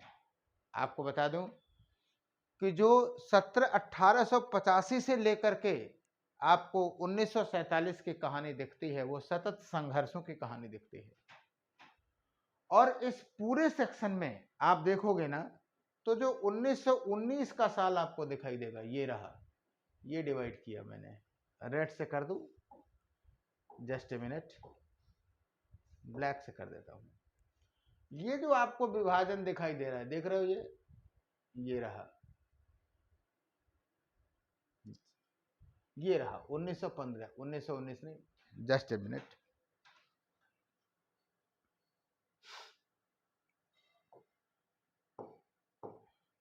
ये जो विभाजन आपको दिख रहा है 1915, ये ब्लू कलर का देखिए, ये एक डिवाइडिंग रेंज माना जा सकता है, विभाजक रेखा, क्योंकि 1915 से लेकर के हम लोग बहुत विस्तृत चर्चा इस पे करेंगे। 1915 से लेकर के 1947 तक का जो समय है, यह है आपका गांधीवादी चरण। और आपको बताऊं, आजकल मैं कभी कभी मजाक में बोलता हूं इस बात को कि कम से कम यूपीएससी के जो प्रतिभागी हैं उन्हें कम से कम व्हाट्सएप और फेसबुक के ज्ञान से थोड़ी दूरी बनानी चाहिए। सक्रिय रहें, वो अपने व्यक्तिगत मनोरंजन के लिए करें, उसमें मेरी कोई बात नहीं है, फॉर एंटरटेनमेंट करें, क्योंकि कम से कम यहां तो उपयोगी नहीं है वो। और जब भी आजकल सोशल मीडिया की जब आप बात करें तो गांधी को जब वो लोग टच करते हैं तो कितने गंदे तरीके से टच करते हैं आप जान सकते हैं, है ना। और बड़े बड़े लोग, अच्छे अच्छे लोग ब्रेन वॉश करने का प्रयास करते हैं। लेकिन मैं तो सिंपल सी एक बात बताता हूँ, बहुत सिंपल लॉजिक, बहुत चर्चा हम लोग आगे करेंगे ही। लेकिन 1915 से लेकर के 1947 तक सभी विचारधारा, 1915 से लेकर के 1947 तक की अवधि के दौरान सभी विचारधाराओं के सभी आइकॉनिक व्यक्तित्व, यानी हर प्रकार की विचारधारा के आइकॉनिक व्यक्तित्व इस दौरान दिखते हैं। और उसके बाद भी अगर कोई चरण 1915 से लेकर के 1947 तक का चरण गांधीवादी चरण के नाम से जाना जाता है, तो यही कंफर्म हो जाता है कि गांधी का जो कंट्रीब्यूशन था, जो गांधी जी का व्यक्तित्व था, वो निराला था। और ये बात आपको बताऊं कि उनके समकालीन विरोधी भी मानते हैं, बाद के विभिन्न उपागम वाले इतिहासकार भी मानते हैं कि वास्तव में ये चरण क्या था, गांधीवादी चरण था, राइट। बाकी की चर्चा हम लोग बहुत डिटेल करेंगे, है ना।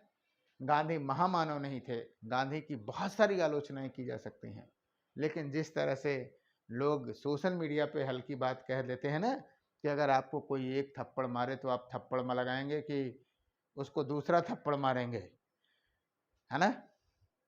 तो इस स्तर पे तो कम से कम गांधी जी को नहीं समझा जा सकता है। और आप लोग यूपीएससी के विद्यार्थी हैं तो मैं उम्मीद करता हूं कि आप लोग एक व्यापक परिप्रेक्ष्य में चीजों को समझेंगे। देखो, इस फिगर को आप अपने दिमाग में रख लो तो आप पाओगे कि ये जो स्टैंड दिया हुआ है, जो फिगर आपको दिख रहा है, वो ये दिख रहा है कि क्रमिक विकास है ये, यानी जो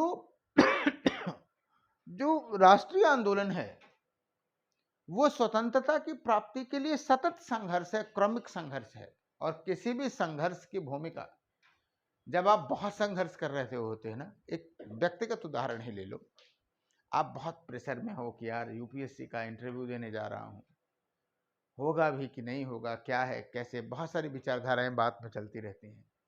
और उसमें से आपका कोई एक शुभेच्छु ये कह देता है कि अरे यार नहीं, डन, इस बार जरूर होगा। आपको कोई ज्ञान नहीं दिया, वो उसने कुछ भी नहीं कहा, लेकिन इतना ही कह दिया कि यार मेरा विश्वास कह रहा है, विश्वास मानो, मैं कह रहा हूं जरूर हो जाओगे, डोंट वरी। तो आपको लगता है कि यस, समथिंग, कुछ तो ऐसा है कि उसके प्रति आपका सकारात्मक भाव निकल जाता है। किस मूवमेंट ने क्या पाया, क्या खोया, क्या कमी रही, क्या मिला, क्या नहीं मिला, दैट्स अदर थिंग, वो तो अलग चीज है, उसकी विश्लेषण करेंगे।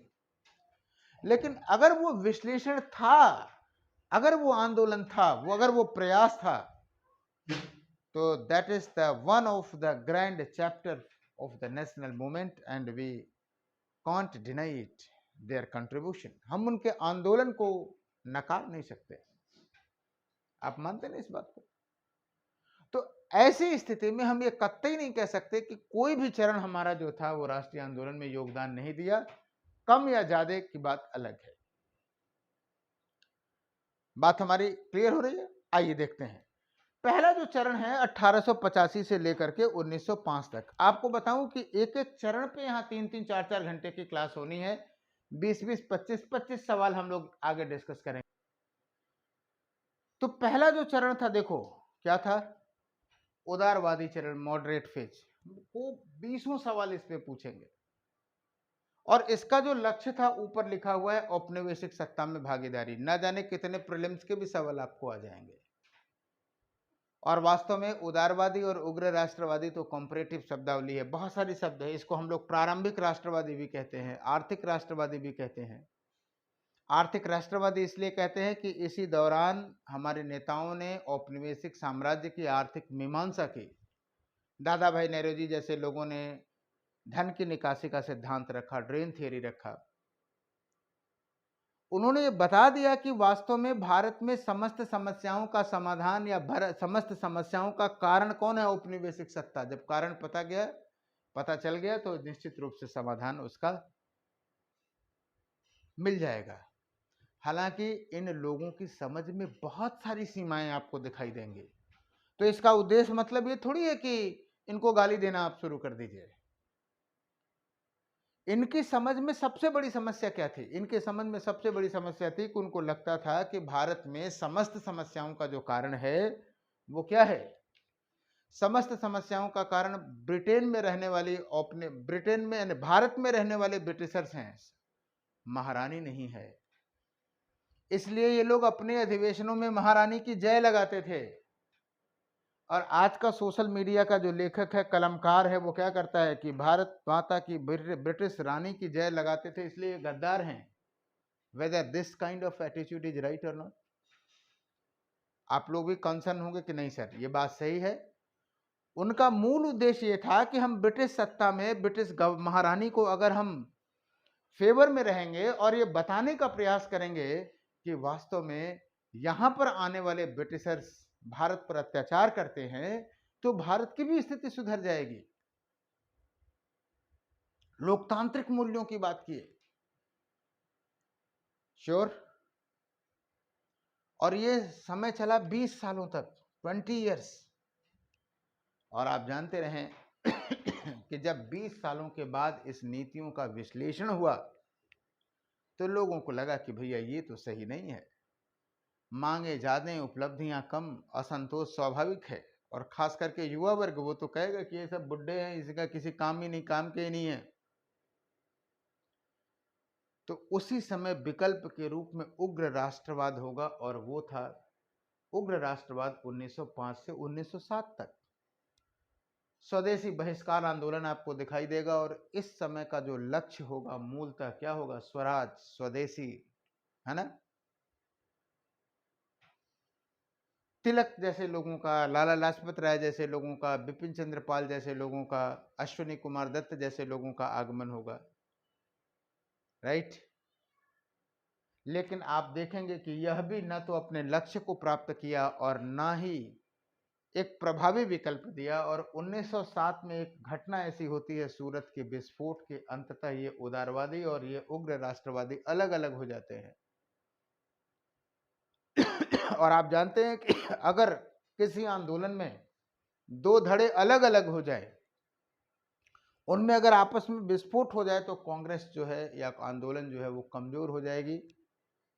फिलहाल 1907 से लेकर के 15 तक क्रांतिकारियों का समय रहा। और आपको बताऊं, जब आप हमें पहला जो भारत सरकार को जो मैसेज भेजना है वो यही भेजना है कि अब तक हमारे इनमें क्रांतिकारियों को आतंकवादी वर्ड यूज किया जाता है। इंग्लिश में तो फिर भी ठीक है, एक्सट्रीमिटिक्स वर्ड्स बोला जाता है, लेकिन बताइए कि क्या ये जो है आतंकवादी थे? तो कम से कम आधुनिक इतिहास लेखन में क्रांतिकारियों को आतंकवादी नहीं कहा जाना चाहिए था, वो ब्रिटिशर्स के लिए थे। आपको एक बात बताऊं कि अगर आप सोचिए कि आप आंख बंद किए रहें और सपने में आपको भगत सिंह मिल जाएं, चंद्रशेखर आजाद मिल जाएं, और वो सपना अगर टूट जाए तो आपको कैसा लगेगा? आपको लगेगा कि ओह, कितनी गलत बात थी। और किसी आतंकवादी का आपको दिख जाए तो हो सकता है कि बिस्तर बदलना पड़े। ये अंतर होता है आतंकवादी और क्रांतिकारी में, राइट? क्योंकि सपने में तो सब कुछ एक जैसा दिखता है, जैसे लगता है कि हाँ सब कुछ सच ही है।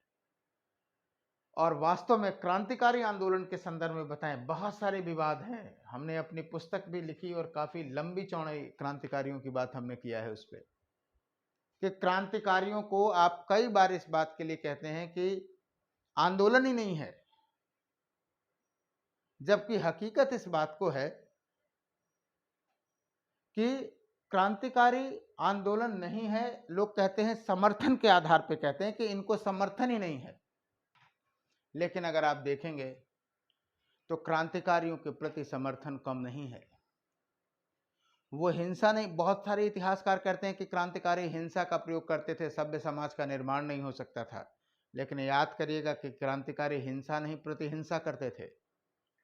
औपनिवेशिक सत्ता खुद हिंसा पर आधारित थी, तो ऐसा साम्राज्य जो हिंसा पर आधारित हो तो उसका प्रतिशोध हिंसा से ही लिया जा सकता है। खैर, बहुत सारी चर्चाएं होंगी। और एक बात और गर्व की बात है कि हमारे क्रांतिकारी ही ऐसे थे जो सबसे पहले ये माने कि भाई औपनिवेशिक सत्ता से मुक्ति ही लक्ष्य होना चाहिए, ये सुधार उधार और स्वराज वराज ठीक नहीं है। फिलहाल 1915 से 17 के दौरान आप देखेंगे गांधी जी का आगमन होगा, यहीं से गांधीवादी चरण हो जाएगा। होम रूल आंदोलन दिखाई देगा, यहीं से धीरे धीरे श्रमिक चेतना का विकास आपको दिखाई देगा, है ना? और फिर असहयोग, इसका लक्ष्य रहेगा होम रूल, स्वशासन रहेगा। असहयोग आंदोलन और अन्य क्षेत्रीय आंदोलन हुए, इनका स्वराज रहेगा।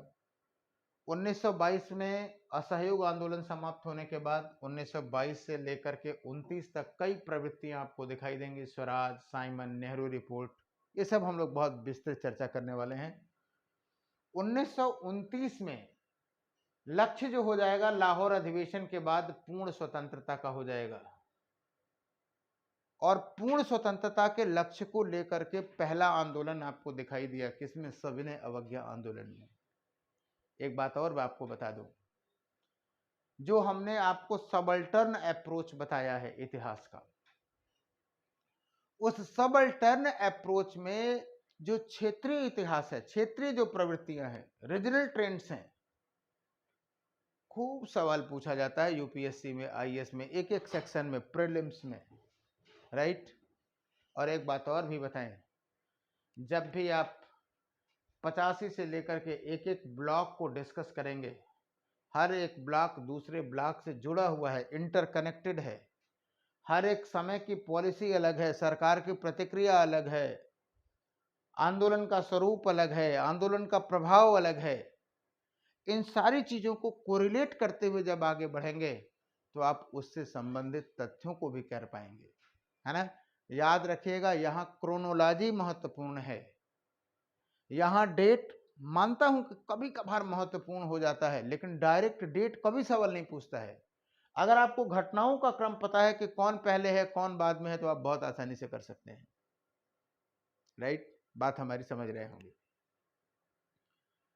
इसके बाद फिर 35 से 39 जो है प्रांतीय सरकारों का गठन हुआ, और फिर स्वतंत्रता प्राप्ति हुई। स्वतंत्रता प्राप्ति की तरफ आप देखेंगे भारत छोड़ो आंदोलन, क्रिप्स मिशन, कैबिनेट मिशन, स्वतंत्रता की प्राप्ति। ये कालखंड स्पेशली 39 से 47 के बीच का जो कालखंड है वो इतना कॉम्प्लिकेटेड है कि आपको बहुत विस्तार से बताऊंगा, ऑप्शनल में भी जब चर्चा करूंगा। बहुत सारे प्रश्न, बहुत एंगल से प्रश्न उठते हैं आपको, राइट। और लास्ट में स्वतंत्रता की प्राप्ति होगी, राइट। जितनी अवधारणा आपकी स्पष्ट होगी उतना ही आसानी से आप प्रीलिम्स के भी सवाल कर पाएंगे, राइट, क्लियर। और आपको बताऊं कि इसी समय आप देखेंगे 1515 से 20 के दौरान या 1939 से 45 के दौरान दो विश्व युद्ध हुए, पहला और दूसरा। उन विश्व युद्धों का भी राष्ट्रीय आंदोलन पर प्रभाव हुआ, उसको भी इंटर रिलेट करना होगा। बात समझ में आ गई, क्लियर।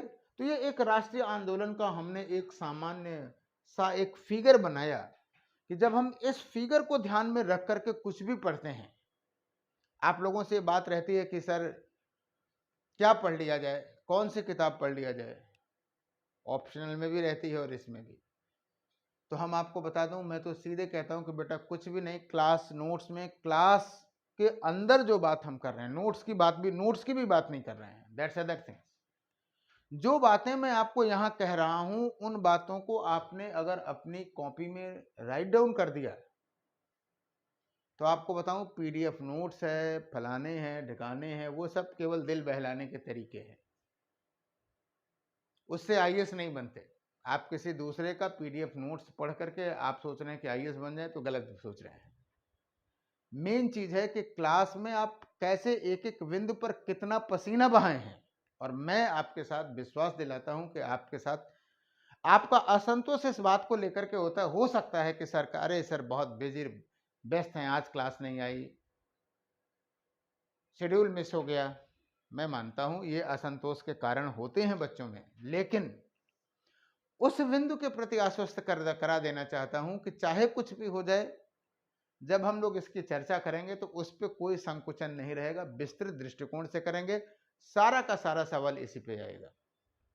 डन। लेकिन एक बात और जानते रहो, आप ये कह सकते हो कि सर क्या कांग्रेस ने ही आंदोलन ले आया, क्या अन्य पार्टियां, अन्य लोगों का योगदान नहीं था? जरूर था, राइट। और आपको बताऊं, हम लोग अंतिम फिगर पे आते हैं कि वास्तव में नकारात्मक ऑब्लिक सकारात्मक भी लिख दिया जाए, बल्कि एक वर्ड यहां से मैं थोड़ा सा मतलब सहमत नहीं हूं, कह सकते हैं, इसलिए इसको ब्लैक कर रहा हूं कि राष्ट्रीय आंदोलन की अन्य प्रवृत्तियां, इसको ऐसे देखा जाए तो ज्यादा बेहतर है। यानी अभी तक जो हमने देखा, जस्ट ए मिनट, अन्य प्रवृत्तियां, राइट, मामला सही हो गया, ध्यान में नहीं आया। तो और भी प्रवृत्तियां थी जिनका विश्लेषण किया जाना चाहिए और आप लोग नहीं करते हो, इसीलिए कंप्लीशन नहीं आता है। जैसे कुछ क्षेत्रीय पार्टियां थी, इनका भी योगदान था, जैसे मान लीजिए फॉरवर्ड ब्लॉक था, है ना। ऐसे बहुत सारे कई वामपंथी दल थे, कृषक क्षेत्रीय आंदोलन जो थे, कृषक को हमने अलग से लिख ही दिया, एटसेट्रा लिख लीजिए। ये ना सोचिएगा कि सर केवल फॉरवर्ड ब्लॉक लिख करके छोड़ दिए, बहुत सारे संगठन है, उन संगठनों की भी चर्चा की जानी चाहिए। और उसके बाद कुछ कृषक आंदोलन है, पीजेंट मूवमेंट है। कृषक आंदोलन को विधिवत रूप से देखने की जरूरत है कि किस तरह से सोशल स्टडीज, किस तरह से सामाजिक जो अध्ययन है, एग्रीकल्चर, कृषक आंदोलनों का क्या योगदान रहा, उन्हें देखने की जरूरत है। श्रमिक आंदोलन देखने की जरूरत है, लेबर मूवमेंट्स। आप इसी में वामपंथी आंदोलन भी देख सकते हैं, हालांकि वामपंथी आंदोलन के लिए भी एक सेक्शन रखना चाहिए।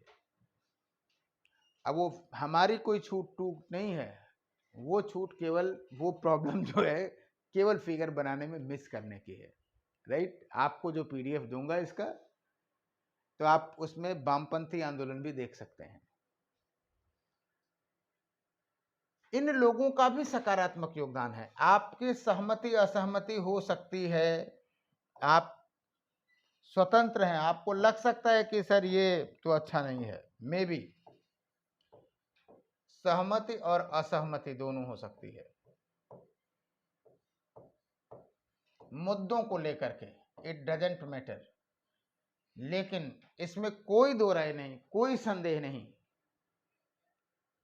कि इन लोगों ने भी अपने अपने तरीके से राष्ट्रीय आंदोलन को मजबूत किया। डन, कोई बात समझ में आ गई। और सब कुछ सही सही नहीं रहता है, कुछ नकारात्मक प्रवृत्तियां भी रहती हैं, जैसे हिंदू महासभा और मुस्लिम लीग। एकदम नाराज ना होइएगा कि अरे सर आपने हिंदू महासभा कैसे लिख दिया, उसी तरह से जैसे कि मुस्लिम लीग लिख दिया। आपके सिलेबस में भी ये मेंशन है। और इस दौरान उन लोगों ने, हमने इस आधार पे किया कि इनकी जो पॉलिसीज है वो ब्रिटिश समर्थक रही है। हमारा आधार बता रहा हूं कि या तो इन लोगों ने ब्रिटिश का समर्थक किया, ब्रिटिश समर्थक रही है, और या तो पाकिस्तान समर्थक रही है। अब आप समझ लो, भारतीय राष्ट्रवाद को पाकिस्तान समर्थक रही है। आप खुद समझ लीजिए कि आपके राजनीतिक लाभ के लिए हिंदू महासभा बंगाल के साथ मुस्लिम लीग में के सरकार में शामिल थी। अब बताइए, तो कहने का मतलब यह है कि राष्ट्रीय आंदोलन की जो अन्य प्रवृत्तियां हैं, कुछ नकारात्मक भी हैं, कुछ सकारात्मक भी हैं। विभाजन के कारण को लेकर के काफी लंबे मुद्दे रहते हैं, और आपको बताऊं कि इन मुद्दों पे ऐतिहासिक समझ रखना क्यों आवश्यक है। मैं किसी पे टिप्पणी नहीं कर रहा, लेकिन आपको बता दूं, बहुत सारे लोग संवैधानिक विकास पढ़ते हैं, आप लोगों ने भी पढ़ा होगा, कॉन्स्टिट्यूशन वाले, लॉ वाले, पॉलिटिकल साइंस वाले, सब लोग पढ़ाते हैं। लेकिन सारे के सारे लोग इस बात पे सहमत है कि सर वास्तव में संवैधानिक विकास इतिहास के वालों को पढ़ाना चाहिए। मैं भी पढ़ाऊंगा आपको। क्यों? क्योंकि जो एक्ट आए, एक्ट के जो प्रावधान आए, वो आप बहुत अच्छे ढंग से समझ सकते हैं कि यदि इन पॉलिसीज के पृष्ठभूमि को, बैकग्राउंड को अगर आप बहुत अच्छे से समझते हैं, पढ़ते हैं, जानते हैं, तो एक्ट में क्या है वो आप जान सकते हैं, राइट। तो ये वो पृष्ठभूमि है जिसमें आपकी संवैधानिक विकास और संविधान का निर्माण कैसे हुआ, उसका भी पेच छुपा हुआ है। नंबर 1, भारतीय राजनीति में स्वतंत्रता के पश्चात कौन सी नीतियां आई, चाहे वो आर्थिक हो, चाहे राजनीति हो, चाहे विदेश की नीति हुई हो, उनकी भी कुंजी इसी सांस्कृतिक राष्ट्रीय विरासत के रूप में हमें जानने की कुंजी उसमें पड़ी हुई है, चाहे वो इकोनॉमिक डेवलपमेंट की हो, चाहे इसमें हो। इसलिए खास करके 39 से 47 तक का जो कालखंड है वो कई दृष्टिकोणों से बहुत ही महत्वपूर्ण है। उससे उत्पन्न जो चुनौतियां हैं वो आज तक हम लोग उससे रूबरू होते रहे हैं। उन चुनौतियों से कैसे निपटा जाए, आज भी उस प्रश्नों पर लेकर के बड़े नीतिगत विभेद हैं, बड़े नीतिगत भेदभाव हैं, राइट। तो हम आपसे अपेक्षा करेंगे कि आप इस कार्यक्रम से, इस बैच से जुड़ें और एकदम निश्चिंत रहें। शौर्य एकेडमी जो परिवार है वो पूरी तरह से समर्पित है, किसके लिए? सिविल सेवा के लिए। और बहुत सारे कार्यक्रम हम आप लोगों के वेलफेयर्स के लिए, आपके डिमांड्स के लिए आएंगे। इस पे आपको कोई भी प्रतिक्रिया देनी है, उन सारी प्रतिक्रियाओं का, सारे सुझावों का, सारे प्रश्नों का स्वागत है। आप कमेंट्स में दे सकते हैं, या आप संस्थान के जो नंबर हैं उन पे भी आप व्हाट्सएप कर सकते हैं किसी पे, तो वो सारी सूचनाएं हमारे पास जरूर पहुंचेंगी। तो फिलहाल आज के इस कार्यक्रम को हम लोग यहीं रखते हैं। बहुत बहुत धन्यवाद। Thank you.